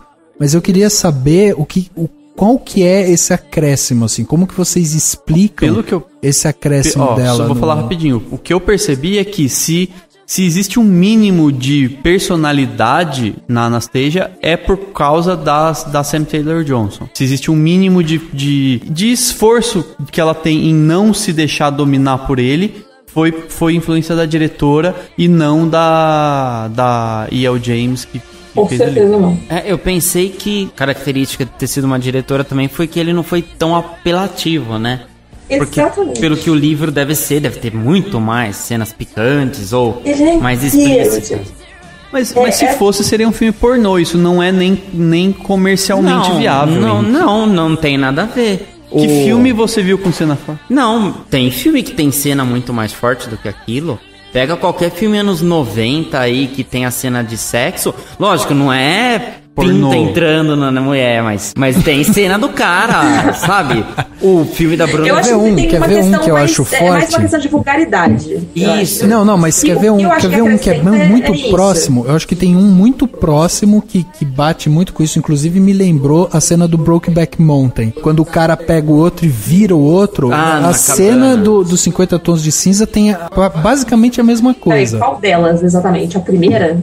A cena que eles entram no quarto. No quarto de brinquedos dele, né? No playground. Essa que eu tenho tatuada aqui. Isso, no braço. Oi? Mas então, realmente. Mas sei lá, eu não vi problemas em ser cenas um pouquinho sem mostrar tanta coisa e tal. Não, eu acho que isso, eu já tava esperando isso. De verdade, porque assim, é aquilo que eu tava falando. O que eu acho que acrescentou, que mudou totalmente, é o fato de que, assim, é um filme sobre sexo voltado pra mulheres, e isso é um diferencial, assim, sobrenatural. Se a gente parar pra pensar que 90% das cenas de sexo do cinema e dos filmes sobre sexo não são voltados pro feminino. Ponto. 99,9%. Eu sinceramente não consigo pensar em um que seja. O fato de você ter esse filme que ele já é baseado num erótico que é pro público feminino. Aí fizeram todo esse filme, toda essa ação em cima dele. Você quer que o filme se venda para as mulheres também, porque o modo como funciona para as mulheres é diferente de como funciona para os homens. A gente não é tão visual. E quer ver um exemplo bom disso, Larissa? É que, por exemplo, se você pega todas as cenas sensuais do filme, você vai perceber que você tem ali o Christian, quando ele vai começar qualquer coisa, ele sempre tem algum tipo de toque de carícia, alguma coisa assim sabe, você percebe que, por exemplo, a câmera dá close quando ele tá passando a mão na pele dela, ou mesmo aquela cena quando ele pega o gelo, né, vem trazendo o gelo pelo corpo dela, uma coisa muito mais sensualizada, que você percebe que é um toque muito mais feminino, sabe? Exatamente, tem tudo a ver com o público-alvo, porque se você fosse fazer exatamente a mesma cena, com exatamente as mesmas ações para um cara, você jamais faria isso da mesma forma. Exatamente. Aí vocês podem opinar melhor do que eu. Acho que pra homem funciona mais a coisa como um todo. Você precisa ver muito mais. Tipo assim, você não precisa daquele close, do tipo, o que tá acontecendo aqui, pra você meio que compartilhar dessa sensação. Que eu acho que é o que pega muito pra mulher, assim. Você precisa ver pra sentir como seria em você, pra imaginar, enfim, meio que... Esse é o grande ponto forte, eu acho que tanto do livro quanto do filme, é isso. Não, mas assim, o fato de você, tipo, descrever, entendeu? É você trazer a sensação pros detalhes, sabe? E isso é uma prática muito comum quando você vai justamente ler alguma coisa quando sexólogos explicam e tal. Você percebe isso, que a mulher, ela dá muito valor para essas preliminares, para essa coisa muito mais sensualizada e tal, e o homem, ele é muito mais diretivo, sabe? Ele over with. Exatamente, então, assim, você tem no filme essa névoa, né, esse véu, quando você pega e percebe essas cenas, tipo, vamos mostrar, vai mostrar a cena de sexo que ele vai meter nela ali. Tipo, chegou ali antes de qualquer coisa, ele traz o chicotinho, passa pelo ombro dela, pelo braço, pelo não sei o que, brinca, ele tem todo uns detalhes que realmente isso, tipo, aguça muito mais pro público feminino, sem dúvida nenhuma. E aí você tem a mão forte da diretora que acaba, assim, enaltecendo também essas filmagens. Eu acho que assim, de uma forma geral, então, é que o grande problema não deixa, acaba sendo os personagens. Mas eu achei ridículo a cena final lá, que ele fala que vai bater com força. Sei lá, eu acho que precisava de algum tipo de ousadia, não no sentido de cenas de sexo mais explícitas, ou mesmo mostrar algo a mais ou a menos, mas no sentido de mostrar, não sei, justamente a força, o quanto aquilo faz mal pra ela, entendeu? Engraçado, eu senti diferente. Aquela última cena eu achei ela super forte, eu achei ela bem trabalhada. Talvez seja uma mudança de perspectiva, enfim, de mulher pra homem, mas assim, eu achei que justamente a força da cena tá no fato de focar mais na expressão dela. Eu meio que compartilhei muito dessa dor, desse momento de tipo, caralho. Mas você não acha que, tipo, pegar um take, assim, tipo, dela, sabe, vermelha, sabe, dela, tipo, com... não dá a impressão de que ele tá realmente fazendo algo com a força que ele disse, tipo, nossa, então, e aí eu volto pra ninfomaníaca, quando ela tem uma cena também de sadomasoquismo que ela pede pro cara ir batendo, o cara começa a bater nela, você começa a ver um vergão, e ela, tipo, sente a dor, e você vê aquele, tipo, começa a ficar um vergão, a fazer pequenas manchas de perspectiva lá no então, filme, pra sempre tendo junto, entendeu? Talvez, é o que eu tava falando, talvez seja uma mudança de tipo, do que você, enquanto espectador, precisa. Eu acho muito mais forte focar na expressão dela enquanto ela tá apanhando, porque eu acho que é um momento pessoal pra personagem, eu acho que é muito mais necessário isso, e pra mim, enquanto espectadora, traz mais força do que se eu estivesse vendo ela ficando marcada. Eu acho que focou nela e ela não tava chorando de dor. Eu acho que ela tava chorando porque ela tava, a cada sentada lá, ela tava percebendo que ele nunca, sei lá, que ele nunca ia amá-la de um jeito, digamos, normal, e que assim, pra ele, ela sofrer é bom. E ela queria que ele não fizesse isso. Não, porque ele faz uma cara ridícula, que você não sabe... Tipo, a impressão que dá é que ele tá sendo obrigado a fazer aquilo por alguém. Não, ele faz porque ele gosta. Se ele gosta, ele tinha que ter prazer. Seria mais ousado se mostrasse ele tendo prazer em bater nela. Seria mais pesado até ela, tipo, sofrer a dor e ver que ele tá gostando daquilo. Mas ele faz uma cara imbecil... totalmente nada a ver, como se ele tivesse sido obrigado. Mas não é culpa do ator, com certeza é do personagem. Eles estão tentando vender um romance. Eu acho que isso também pesa muito a mão na hora de fazer uma decisão dessas. Tipo, o que a gente vai mostrar? O nosso foco aqui não é mostrar o cara enquanto um pervertido sadomasoquista que tem prazer. A gente quer vender um romance, a ideia de que, tipo assim, ela ama ele e, tipo, o relacionamento está acabado naquele momento. Eu acho que isso também faz muita diferença na hora de gravar um bagulho desse. Mas se ele é um cara que faz isso e sente prazer nisso e fala o filme inteiro que fode com força, que é não sei o que gosta de brincar, de dar os tapas, nessa hora tinha que ter mostrado de alguma forma um pouco mais prazer ou dele. Por exemplo, ele com raiva dela porque ela questiona ele, alguma coisa, entendeu? Eu achei que ficou muito fraco. Claro que não ajuda em nada o diálogo medonho que eles têm antes e depois. Ficou uma sequência, acho que a pior sequência de cenas que eu já vi na minha vida. Porque eles conversam, eles vão lá, ela fala, então tente. E aí ele dá uns tapinha ridículo. E aí ela sai e fica, não quero olhar. Mas tipo, se ela foi sabendo que ele ia usar força, eu já achei que ele ia com um taco de beisebol pra enfiar, arrancar tudo. Sabe? E não, ele dá uns tapinha e aí ela fica tipo ofendidinha, sendo que ela já sabia. É muito ruim.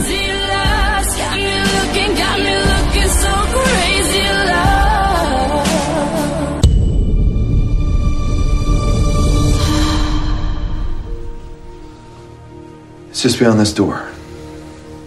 What is? My playroom.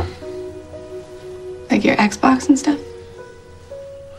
It's important that you know you can leave at any time. Why? What's in there? I meant what I said. The helicopter's on standby to take you whenever you want to go. Couldn't you just open the door?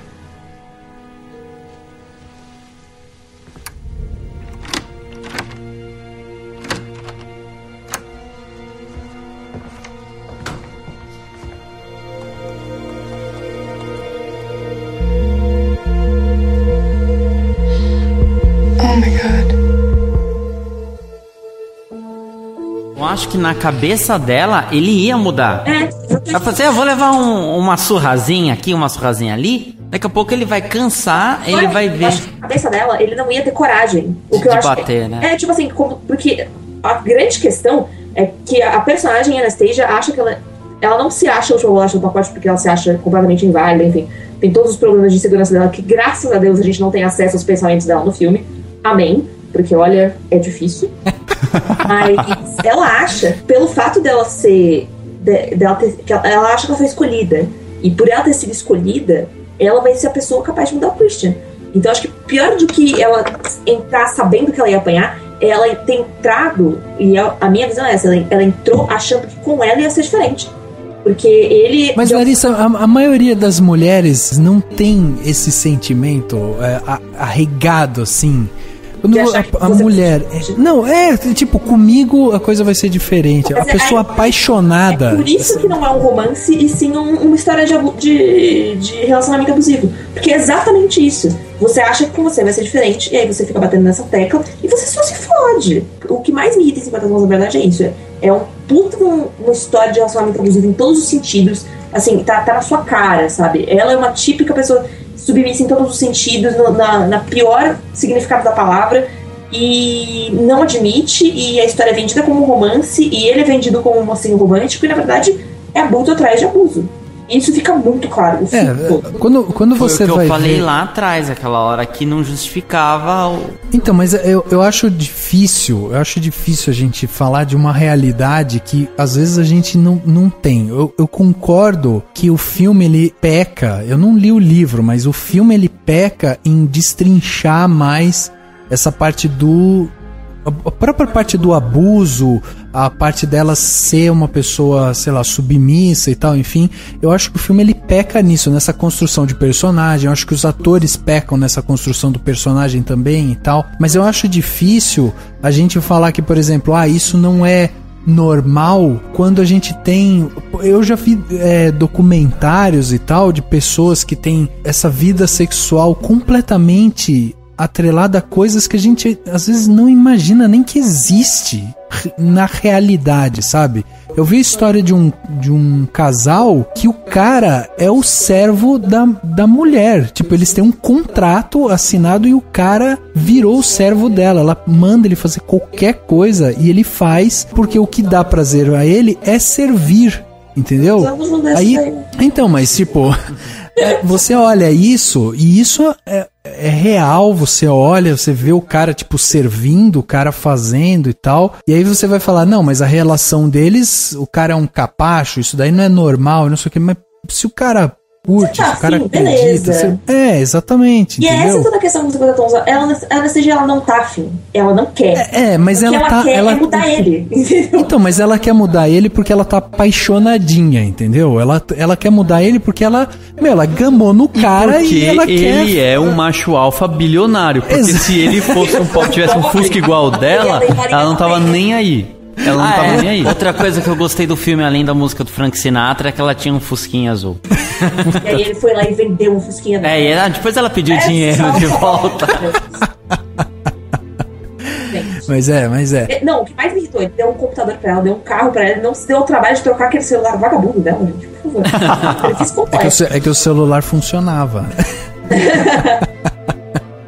Agora, assim, em termos de obra cinematográfica, tá? Eu achei o filme, ele abusa muito dessas cenas de transição. Então você olha assim, tipo, vamos para Seattle. Aí pega o helicóptero, aí tem aquela cena gigante deles andando no helicóptero. Novela. Então, muito novela, muito. Porque você tem o helicóptero, aí eles vão pra Seattle. Eles voltam de Seattle no carro. Qual que é a cena de transição? Eles no carro, o carro uma tomada aérea, o carro andando na estrada. Aí depois, a cena do avião. Qual que é a cena do avião? A cena aérea, não sei o que, o avião lá longe, não sei o que, música e tal. Então eu acho que o filme, ele abusa disso, ele acaba fazendo essas cenas recorrentes. Pra preencher com tudo, porque senão seria só sexo. Exatamente. E aí é o outro ponto que eu ia dizer. Ok, a gente entende que é um filme que fala sobre essa relação sexual entre os dois, e muito a parte do abuso dele e tal. Mas, cara, se você tirar as cenas de transição, as cenas de sexo também, você vai ter um filme de meia hora. Com diálogos ruins. Com diálogos ruins, exatamente. Gente, então, tipo... Durma com esse barulho, tá? É o livro. Imagina 300 páginas. Se você tirasse todas as cenas de sexo de 50 tons de cinza do livro, eu acho que seria mais ou menos um livro de... Não 50, porque a Anastasia fala pra caralho. Mas vamos colocar aí umas 100 páginas de nada dela reclamando. Mas no livro ela fica descrevendo tudo que acontece no quarto vermelho. Ó, vamos começar a contar todas as coisas legais que assim que eu dei. Por que o filme é melhor? Por que o filme é bom em comparação assim com o que eu tava esperando? A gente não tem a Deus Interior. Vocês sabem quem é a Deus Interior? É o eu dela, o pensamento. É Deus Interior é o nome que ela deu pro tesão dela. Porque, tipo assim, toda vez que ela tá afim, a Deus Interior dança, entendeu? Ela pula, ela dança cancã, ela tem umas ações que você fica pensando, gente, why? Nossa. Só why? Então, assim, o fato de você não ter a Deus Interior falando com você é genial. Ela passa 99,9% de assim, todas as cenas se depreciando. Porque, tipo assim, ela tá olhando o quarto e aí, o quarto é azul, mas que pena que o meu cabelo é tão fraco sem vídeo, eu sou tão feia, eu não sei como é que ele me viu. Filha, tipo, ele tá ali te comendo, sabe? Você aceita que ele te quer. Aceite na sua vida. Então, só dessa insegurança. Aceita que dói menos. Exatamente. Literalmente. Então o fato de você pular todas essas reclamações também ajuda muito. Eu fiquei imaginando agora uma versão Birdman do 50 tons com tipo uma vagina gigante atrás dela, assim, conversando com ela. Gente, seria mais interessante, velho. Seria mais interessante que o próprio Birdman. Tá ligado em Pokémon tem aquele Pokémon que parece uma dançarina de hula. Eu não sei se vocês são dessa época, mas enfim, tem um Pokémon que parece uma dançarina de hula, não sei o nome daquela cacete daquele Pokémon. Acho que é Jinx. Não é o Jinx, mas tipo... Enfim, tá, Jinx. Eu sei que aquilo pra mim é Deus Interior. Eu imaginei aquilo. Então vocês imaginam o que foi nesse livro. Inclusive, quero me comentar se vocês tiverem tempo. Eu tô lendo agora uma escritora americana, ela escreve romance erótico também. Ela fez uma review, capítulo a capítulo de 50 tons de cinza. É a melhor coisa que eu já vi na minha vida. De verdade. Parece que se fosse eu escrevendo, não seria tão bom. Cara, sério, é genial. É genial. Genial. São enormes, assim, as resenhas dela, capítulo a capítulo. Mas é muito bom, porque ela começa, tipo... Ela faz piada no meio, ela faz comparação com Crepúsculo. Ela chama o Christian de Shedward. É muito bom. Então, sei lá, eu acho que no fim das contas, não sei, assim, eu até fiz uma metáfora, né, na crítica, eu falei que o filme, ele é como fazer sexo em uma mesa de cirurgia gelada, assim, porque tudo é muito, assim, tudo é muito frio, assim, né, tudo é muito, parece que paira no ar sabe assim, uma asepsia, assim, uma necessidade de tudo muito, não sei explicar, assim, tudo muito clean, né, se fosse uma coisa mais dirty, né, mais suja, seria mais interessante. Eu tô tentando, assim, encontrar formas de como poderia ser feito um filme mais interessante. Um filme... Poderia ter sido considerando o público. Porque se você parar pra pensar, o público de 50 tons de cinza quem? É galera que vai assistir filme pornô? Não, é mamãe, cara. É mãe de família que tá a fim de assistir alguma coisa com sexo. É isso. Esse é o público de 50 tons de cinza. São as meninas que gostaram de Crepúsculo e leram a fanfic e gostaram. E se você leu a fanfic e gostou, tem sérios problemas. Então eu acho que o filme tá fantástico. Se você então, uma coisa que eu queria até falar, que eu fiquei pensando, será que o público não se sente constrangido, não fica... não acha esquisito ver filmes com cenas assim, ou que tratam basicamente de sexo, que não é um besterol americano. Uma coisa é tipo o sexo mostrado como é mostrado 50 tons, e o outro é coisa de sexo tipo American Pie. Exatamente. Por quê? Eu fui no cinema com a minha namorada, aí tinha um monte de tiazona e umas menininhas e assim, mais uns 2 ou 3 casais. Deu, beleza. Aí, bom, começou as cenas de sexo e tal. Aí as mulheradas lá ouviam uns buchichos. Aí eu tava com a minha namorada, mas eu ficava meio sem graça. Aí eu pegava, começava a comer pipoca, tipo, beber refrigerante alto, tipo, não tô nem aí que eles estão trepando, viu? Tipo, foda-se. Aí eu vi assim, tipo, o pessoal começava a falar mais pro final do filme, a hora que ele prende ela, que ele começa a passar o negócio na mão dela, antes dele dar as cintadas lá no final. Tinha um monte de adolescente no fundo do cinema. Meu, elas começaram a chorar de rir. Porque eu acho que elas ficavam com vergonha de estar com as amigas dela e toda aquela coisa de sexo. Aquela situação, né? Exato, então elas começavam a rir, aí todo mundo ria no cinema. Então assim, era a historinha xoxa lá do namorinho dos dois, aí no final do filme eles iam lá transar, tipo, todo mundo dava risada, porque... Mas eu acho que é uma reação muito natural também. É, porque eu mesmo, tipo... Principalmente quando você é mais novo, é tipo aquela situação quando você tá assistindo novela na sala e aí começa uma cena de sexo na novela e você não sabe o que fazer porque você tá com seus pais e você não sabe se você deve olhar. Eu acho que é mais ou menos essa a sensação quando você é mais novo, você tá vendo uma cena que, assim, pra gente agora que tá mais velho, aquilo é tipo, depois que eu assisti Ninfomaníaca, 50 Tons de Cinza é novela da Globo. Mas, tipo assim, você passa a encarar como nada. Mas quando você é mais nova, acho que é tipo um super big deal, porque parece que você tá, tipo, quebrando alguma regra quando você assiste uma coisa. E outras, é diferente também, porque quando você vai assistir 50 Tons de Cinza, você já entende que você vai se deparar com alguma coisa desse tipo. É diferente de você tá vendo, tipo, um filme, sei lá, Vingadores, e aí um cara pega a Viúva Negra e dá um creu nela no meio do filme. Opa, aí gostei. Aí você pega e fala, caralho, que é isso? Não espera. Aí você olha pra baixo, olha pro teto e fala, tá frio hoje. Você dá uma disfarçada. Da minha vida foi quando eu fui assistir Ninfomaníaca, gente. Eu tava com duas amigas minhas que foi tipo assim, todo mundo queria assistir, a gente falou, então vamos junto, né? Porque assistir esse filme sozinha não dá, né? E a gente tinha comprado propositalmente uma fileira que não tinha ninguém. E aí chegou na hora, entraram mais 2 rapazes, ficaram tipo umas 3 cadeiras de distância. E foi muito constrangedor, assim, porque tipo assim, tava a sala vazia, tinha, sei lá, mais 4 pessoas, e aquelas cenas super pesadas, e a gente, tipo, super consciente de que tinham pessoas ao lado, e você não sabe o que você faz. Você fica tipo, ok, são 3 garotas sozinhas assistindo um filme. Aí você olha do lado, o cara tá do seu lado cheirando sua orelha, assim. Graças a Deus, não.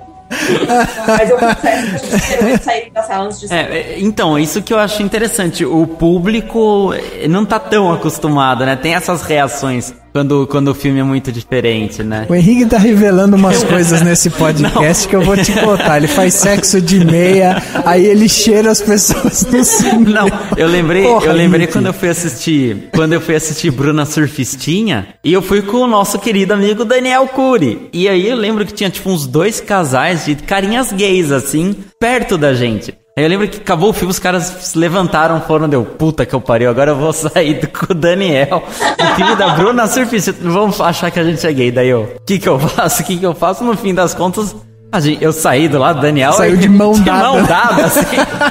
Tipo, com a mão no bolso da bunda, assim. Detalhe que você lembra de detalhe. Eu nem lembrava que eu vi Bruna Surfista com você. Não, eu lembro porque eu fiquei com tanta vergonha que eu fiquei, nossa, mas o pessoal vai achar que a gente é gay também. Também. Não tem problema, mas sabe assim. Mas o filme Bruna Surfista não tem nada a ver com gay. Não, mas o que eu falei é porque tem muita cena de sexo também, entendeu? Eu falei, puta. Dessas, né? Tipo, ou seja, é constrangedor você ver no cinema um filme de sexo com a sua namorada, com o seu amigo, com seus pais, pior ainda, tipo, meu. Mas eu acho que depende de cada um. Eu não acho constrangedor, ainda mais sabendo que é um filme que vai ter cena de sexo. Eu fiquei constrangido pelos diálogos. Eu fiquei com vergonha alheia. Eu fiquei com muita vergonha alheia da entrevista. Sério, eu quis me esconder. E as cenas de sexo, tipo, beleza, até pelo menos os peitinhos dela são razoáveis. É tipo assim, eu não tenho problemas em ir assistir, porque, de novo, depois que eu passei por isso com Ninfomaníaca, o resto é ficha. Mas eu fico meio self-conscious, assim, eu saio e eu tenho essa impressão de que todo mundo tá olhando pra mim, tipo, você vai assistir 50 Tons de Cinza. Eu tô tipo, eu tomo aquela atitude de foda-se, mas ao mesmo tempo dá a impressão de que tá todo mundo me julgando. Pode ser, mas sei lá, eu particularmente não vejo problema, não achei que as cenas foram tão pesadas, mas isso não é importante. O problema é isso, é tudo muito ruim, é muita coisa ruim. E é a prova, né, de todo mundo, toda vez que eu vi palestras de cineastas, e enfim, e coisas falando sobre cinema, sempre eles falam, a raiz é o roteiro. Com um roteiro ruim, você pode ter o melhor diretor, os melhores atores, o filme não vai ser bom. Nada vai ajudar. Eu acho que o 50 Tons é uma aula de cinema como justamente contra-exemplo. No mundo é contrário. É o contra-exemplo de que um roteiro ruim não dá um filme bom, por mais que você capriche, por mais que o diretor se esforce, por mais que, sabe? Eu achei que foi um filme bom. O que destrói o filme? O livro.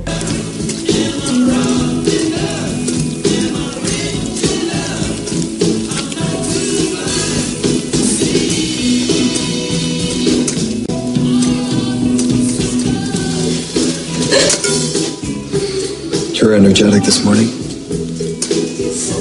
You hungry? Very. Because I'm making pancake.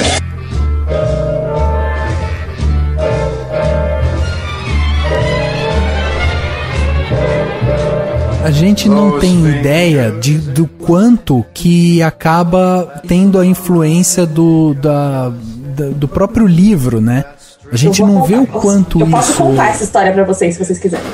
Por favor. Então, é assim, pelo menos o que eu li aí em entrevistas e enfim, blogs da vida, existia um roteiro anterior, que talvez tenha sido melhor, não sabemos.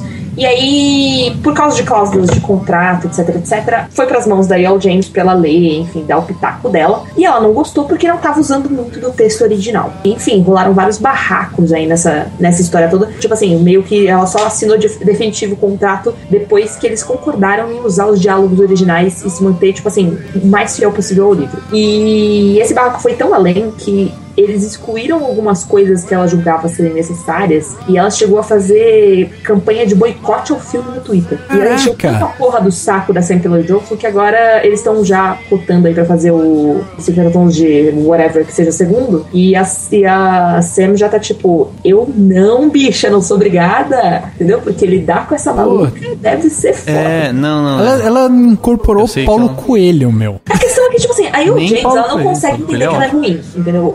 Esse é o grande problema. Ela não consegue entender que ela escreve mal. E porque ela não consegue entender, ela acha que o mundo inteiro é obrigado a conviver com o fato de que ela escreve mal. Não, amiga. Desapega.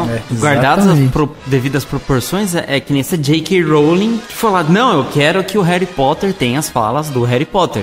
É lógico, puta de um livro infanto-juvenil. Essa que é a questão. Tipo assim, quem é roteirista sabe o que funciona. Porque senão você não tava trabalhando em Hollywood, você não tinha emprego. Você sabe o que funciona na tela e o que não funciona. Se você que é roteirista, que sabe o que funciona, tá falando que aquilo não vai funcionar, não vai funcionar. Exatamente. É exatamente por isso que eles mantiveram 90% dos diálogos de Harry Potter nos filmes ninguém queria manter 50 Tons de Cinza. Porque olha a diferença. Exatamente. E mesmo a J.K. Rowling sendo imensamente melhor que essa E.L. James, ela ainda é humilde, né? Ela, pelo que eu vi, ela foi uma pessoa super humilde de, claro, supervisionar, porque ela é dona do negócio, mas ela foi humilde de aceitar, de conversar com os produtores, de não ordenar as coisas como se ela fosse dona da verdade. A única exigência que eu sei que ela teve foi, eu quero um filme feito na Inglaterra com atores ingleses. Assim, ó, eu não digo que... Eu não tô dizendo que ela tá certa, mas vamos se colocar no lugar dela. Eu vou e escrevo uma obra que vende milhões e muita gente fala que essa obra é fantástica, não sei o que, tal. Aí vem um estúdio e fala, cara, sua obra é tão sensacional que eu quero produzir um filme dele. Você fala, ok, só que eu fiz a obra é fantástica, a obra vende, a obra não sei o que, eu não quero que você mexa na minha obra, entendeu? É óbvio que passa pela fase de desapego e tudo, mas assim, dá pra entender a linha de raciocínio e o apego que ela tem à obra. Agora, eu entendo no sentido de, tipo assim, você enquanto escritora, você quer que aquilo tenha a sua cara, porque é uma coisa que você passou feito da sua vida, mas não que isso seja certo. Não que isso seja certo, exatamente. Entendeu?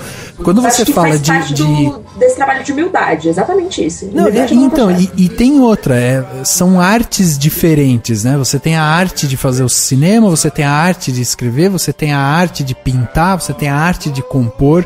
Então, a partir do momento que você vai transportar a sua obra de uma arte para outra arte, de uma mídia para outra mídia, no mínimo você tem que conversar com pessoas que têm a experiência, que têm, né, toda a visão para aquela arte, porque ela vai adaptar da melhor maneira possível. Mas pelo que eu senti disso, o grande problema não foi nem a exigência em si, mas a postura, né? Lógico, de arrogância. lógico. Tipo assim, não é uma questão de tipo, eu gostaria que... Não, vocês vão manter porque senão eu vou fazer de tudo pra esse filme afundar. Exatamente. Tipo, ela querer ela se achar no direito... Primeiro, eu acho que o seguinte, eu não sei como é que é o contrato dela, mas, tipo assim, a partir do momento que você vende seus direitos, você vendeu seus direitos, você não tem nenhum direito, exatamente, você não tem nenhum ponto de palpite sobre o que vai ser produzido. Aquilo ali, o filme não é seu, não é o seu livro, aceita no seu coração que você já ganhou dinheiro com isso, a sua parte já tá feita. Então, já parte daí. Eu acho que o fato deles terem, talvez tenha alguma cláusula que permita isso, pra eles terem dado ouvidos a ela, etc, etc. Mas então já começa por aí. Se você vendeu os direitos do seu livro, você tem que entender que, tipo assim,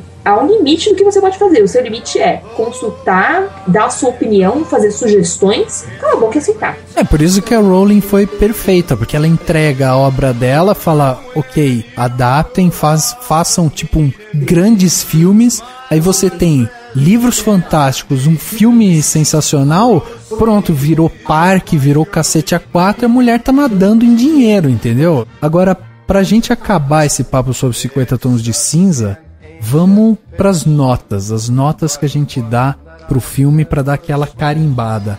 E esse ano em especial a gente tá fazendo aqui a média e estamos carimbando a nota do Cinemação, né? A gente soma todas as notas e daí vai dar uma média no final. Acho que a nossa nota tem que ser em chicotes, tá? A gente tem que dar chicotes. Ou algum instrumento que você dá a sua preferência. Vamos começar com essas notas, vamos começar com o Henrique, que foi o cara que que prefere Crepúsculo e faz sexo de meia. Então vai, Henrique. Que nota que você dá? Cara, mas é inverno, tá frio, normal, ar-condicionado ligado. Vocês não fazem? Então, tanto faz se eu tiver de meia ou não, se eu tiver de cueca ou não. De cueca? Se você tiver sozinho também. Se eu estiver sozinho ouvindo Frank Sinatra com uma internet lerda. Vamos lá, Henrique, que nota que você dá pra 50 Tons de Cinza? Cara, 50 Tons de Cinza eu vou dar uma chicotata. Só, cara, uma claquete. Não é um filme horrível, mas é um filme ruim.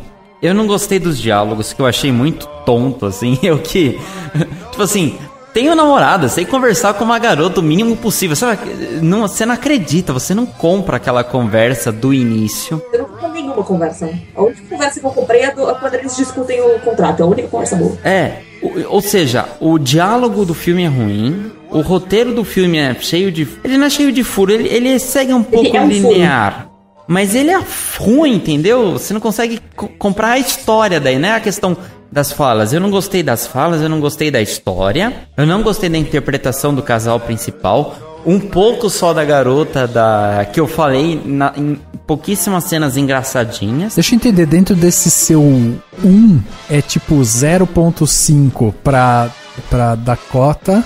O que é o pouquinho? O que é o seu 1? Eu quero saber o que é o seu 1. Você enumerou que você não gostou, né? Mas não dá pra quantificar essas coisas, Rafa. Tipo, 1 é a nota geral. Não, então, ok, mas se ele deu 1, ele poderia ter dado 0, por exemplo. Eu podia... Por que você deu 1? Não, na verdade, eu nunca dei 0 pra nenhum filme. Foi 1 é o mínimo, é de 1 a 5. Não vou zerar. Foi assim, valeu por conhecer a história. Não tinha muita ideia. Beleza, eu conheci. Mas assim, literalmente, eu peguei o celular, virei minha namorada e falei, faltam 50 minutos, faltam 40 minutos, faltam 15 minutos. Daí ela olhou assim, você tá contando. Cara, se a gente não fosse gravar o podcast, eu nem estaria a gente aqui. Teria ido embora. Quer dizer, ela... Tipo assim, ela também, Cara, dá 0 pro filme. Vai, dá o 0. Pode dar 0. Pode dar 0. É de 0 a 5. Pode dar 0. Eu acho que outros tão ruins eu dei 1. Então eu acho que é justo dar 1. Mas eu vou dar pelo Fusca. que toda hora que eu mostrar uma Fusca. Fusca e Frank Sinatra. Fusca, 2 Fs, 3 Fs. Fuck, Fusca, Frank Sinatra. Você gostou do fuck também. Olha, mas nem o fuck, porque aquilo... Gente, por favor, como homens, nunca digam isso, tá? O quê? Pois é. I fuck hard, I want to fuck... Não. Não. Nossa, eu acho que... Não. Mas então, assim, foi um filme ruim, cara. Realmente é... Ele tem muito problema e eu não acredito que terá uma continuação, cara. Eu acho difícil. Olha a bilheteria. A bilheteria sim, mas... Olha Transformers. Filmes com menos sucesso tiveram, né, rapaz? Cara, não adianta. Não duvide de nada. Eu não sei se eu vou ver, mas se o Cinemação estiver, eu vou estar, né? Isso mesmo. Detalhe pra mensagem do Henrique depois que ele viu o filme. Ele manda uma mensagem pro nosso grupo do WhatsApp. Eu acabo de provar o meu amor pelo site. Assisti essa bosta desse... Mandei mesmo. Mandei de dentro do cinema. Larissa, vamos lá. Sua nota de 0 a 5. Qual que é a nota pra 50 tons? Eu dou... Deixa eu pensar num objeto. Eu vou Eu vou dar 2 consolos. Eu vou dar 3 gravatas. Gostei do esquema da gravata. Gostei. Por vários motivos. Eu acho que principalmente porque eu sou muito influenciada pelo livro. Então, não vou falar que eu não gostei do filme. De verdade, eu gostei. Eu achei que ele ficou visualmente bonito. Eu achei que a trilha funciona. Tem momentos muito ruins, sim. Tem um roteiro ruim, sim. Tem diálogos ruins, sim. Mas, no geral, gostei dos atores. Gostei do negócio geral. Assim, eu saí não sentindo que foi uma perda de tempo.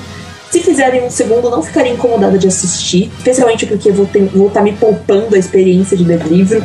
E, afinal de contas, é aquela, né? Se você já tá no inferno, filho, abraço capeta. Então, dou aí as minhas 3 gravatas pro 5 Tons de Cinza. Perfeito, muito bom. Dani, você já escreveu a crítica, as pessoas que te amam e que te odeiam já acompanharam seus textos, já sabem da sua nota na crítica, mas e aí? Você vai manter, vai tirar? Vou manter. É uma estrela, um vibrador, sei lá.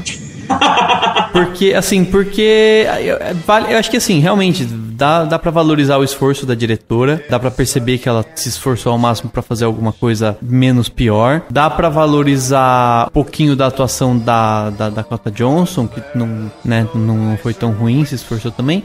Enfim, eu acho que tem esses... não chega a ser um 0. Até porque uma estrela pra mim seria o equivalente a ruim, então, e é um filme ruim, não é um filme, sei lá, medonho, horroroso, né? É um filme ruim. E só pra o apanhado geral o fato de ser um filme asséptico, né? Totalmente clean, totalmente prestando esse desserviço, né, pra luta feminista aí, porque afinal de contas ela se doa totalmente. Luta, eles desfizeram. Desfazem tudo e tal. Então assim, por isso e por ter personagens...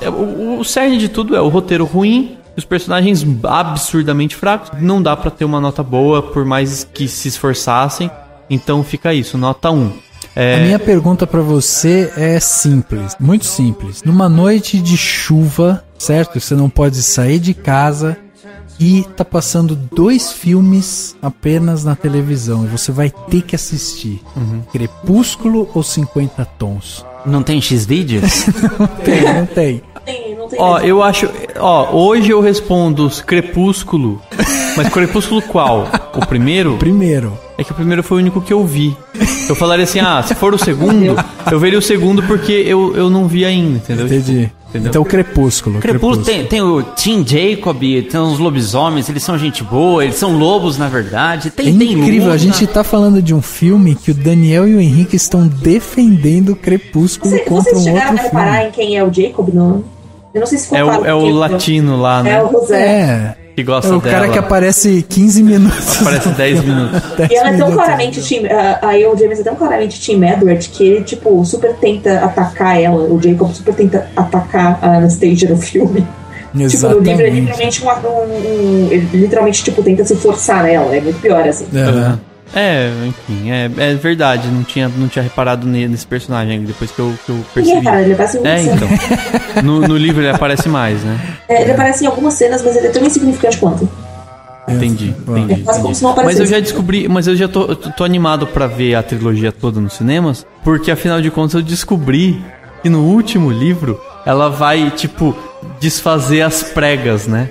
É o famoso, é um termo que eu adorei, que eu aprendi, que é o É o famoso desassorear a cantareira. Ela vai desassorear a cantareira dela. Foi o ela Cauê, vai né? alargar o brioco. Então, assim. O Cauê, no primeiro podcast do ano, que falou isso, né? Existe essa frase, temos que treinar esse seu. Olha só. Ai, tá aqui. Mas é. E, enfim, eu fiquei sabendo disso, então eu falei assim, bom, beleza, vamos ver o que vai sair. Porque depois é isso, né? Vai sair merda do cu desse filme, só pode. Só merda, mas assim, imagina o drama, o próximo drama dela em 2 filmes vai ser dou o cu, não dou o cu. Eis a questão. Vai ser sensacional. É inacreditável. Bom, eu vou dar minha nota aqui também. Eu dou também 1 estrelinha pro filme. Pra mim, o ponto legal do filme é justamente a trilha, que eu acho que é muito boa, e só. O ritmo do filme também é uma coisa que me incomoda muito. Como eu falei no começo, o filme começar com um clipezinho, já de cara já apresentar os 2 protagonistas um pro outro, você ter um romance muito forçado, né? Muito rápido de acontecer, você não tem o encantamento, assim, é muito pouco. Achei a interpretação tanto da Dakota, tanto quanto do Jamie, também muito fraco, assim. Me incomodou muito. Ela, todas as vezes que ia falar com ele, ficava com aquela voz assim, mais pra dentro. Tipo, porra. E isso fica evidente na cena quando eles estão lendo o contrato. Porque quando ela tá lendo o contrato, ela fala cláusula 1, tal. Daí ele pega e fala, você quer tirar dela? Você tem certeza? Tipo, porra, fala pra fora, mulher, entendeu? Então, tipo, me incomodou a interpretação deles. E é um filme, assim, que eu acho que o melhor a fazer é você esperar ele sair no Netflix, baixar na internet, fazer qualquer coisa, mas não vale o ingresso pro cinema, porque realmente esse filme... Eu teria preciso ver o filme do Pelé, né? Porra, velho. Pois é. Realmente não foi muito legal. Se a gente somar todas as notas que foram dadas aqui, o Cinema Ação então carimba 1,5 para 50 Tons de Cinza. É o filme que dessa leva que a gente fez, né? É o filme com a pior nota possível, assim, que a gente deu dos últimos podcasts, né? E só mesmo que comparando com os filmes do Oscar, né? Lógico. E mesmo assim sendo um filme que gera discussão, né? Ele ainda gera bastante coisa que a gente pode conversar e tal. Então você que viu o filme, assistiu 50 Tons de Cinza, mande pra gente o que você achou sobre o filme, o que te encanta no filme, o que não te encanta, o que você acha legal. Mostra pra gente qual que é a sua impressão de 50 Tons. Vai que você tem um outro argumento, vai que você traga alguma coisa diferente aí pra gente. Acho que você xinga a gente nos comentários. É, pode ser também. Ou pouco, né? Pouco dessa vez. Dessa vez. Ô Larissa, eu só não entendi uma colocação sua, quando você tava falando de ator e não sei o que, a sua sugestão era que a Fernanda Montenegro fizesse a Ana, é isso? Não, eu estava usando de um ator grande como exemplo. Mas acho que seria legal, hein? Seria legal um 50 Tons de Cinza terceira idade. It's such an ancient pitch, but one that I'd never switch. 'Cause there's no nicer witch than you.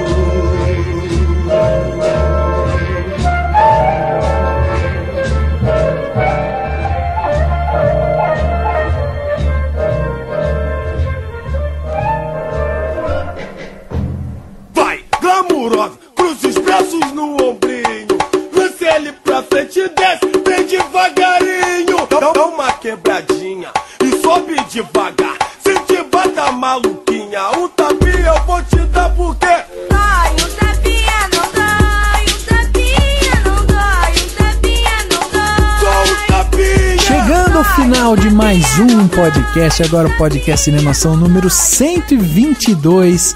Falamos sobre 50 Tons de Cinza, o filme que quebrou a nossa sequência de Oscar. E quebrou bem, né? Porque um tempo atrás eu falei, o que a gente vai fazer quando a gente parar de falar de filme de Oscar e não sei o que? Tipo, esse foi tipo, ó, Dificilmente a gente vai falar de um filme pior que 50 Tons de Cinza.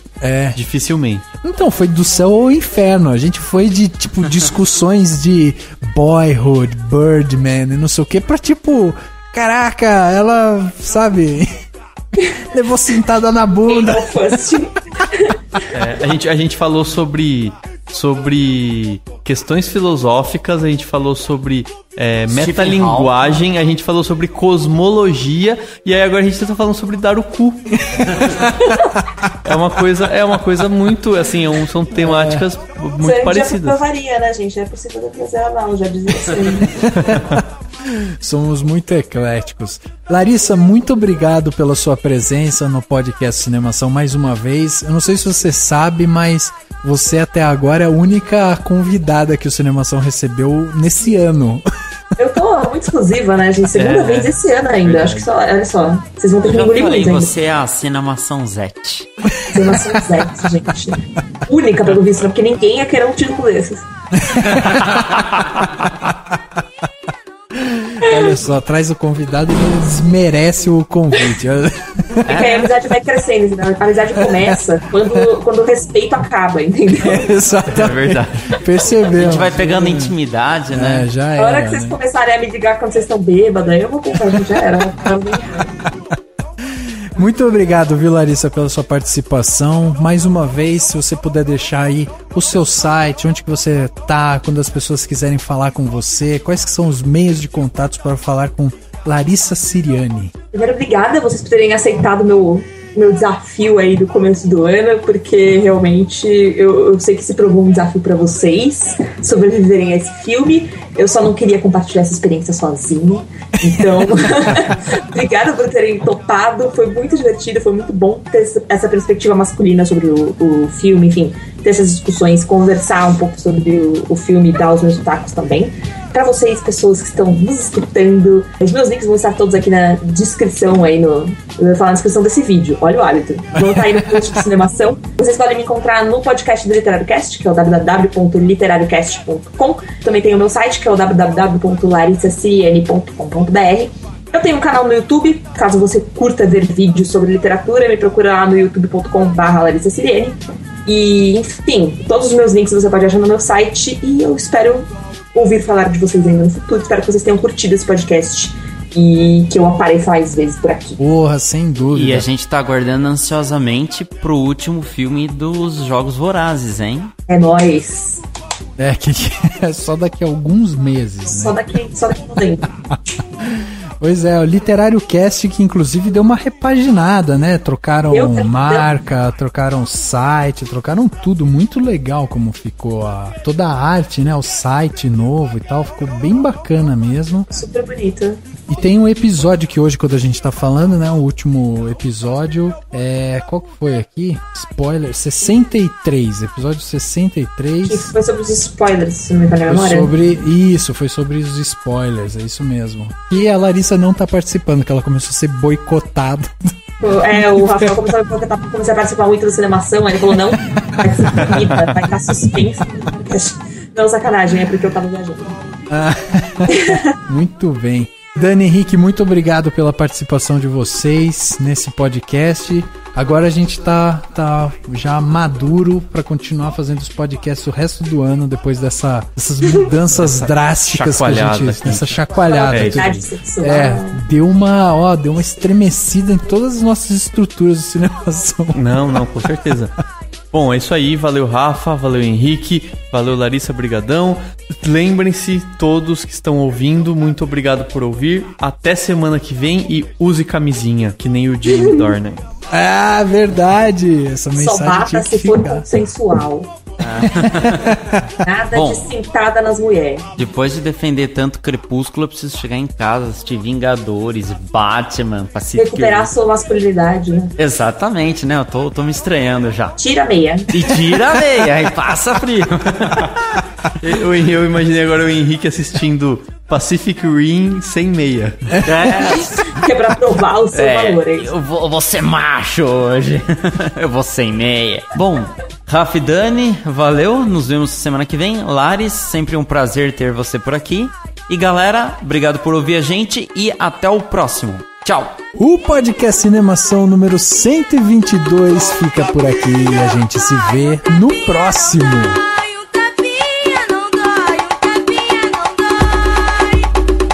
Vai, glamurosa, cruzes braços no ombrinho.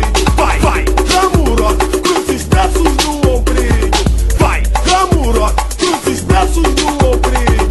Lance ele pra frente e desce, vem devagarinho. Dá uma quebradinha, dá uma quebradinha. Dá uma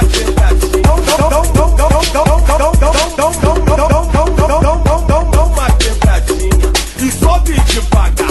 Se te bata maluquinha, o tapinha eu vou te dar porque sou um tapinha. Ação. Eu começo. Repercussão. Eu prefiro Crepúsculo. Boa. Vai ficar na vinheta, né? Não, eu vou transformar a sua declaração no meu ringtone quando você me ligar. Tá em 2027 e ainda vai ter nos quadros começando com eu prefiro Crepúsculo. Com certeza, com A gente certeza. já coloca isso na edição, tá? Você coloca isso na edição em todos os próximos filmes. Exatamente. Todos os podcasts começam com ele. Deixa chegar o podcast sobre Vingadores. Mas... Esse podcast foi editado pela Isso Aí Design. Tudo isso é forma com função. É design estratégico. É isso aí.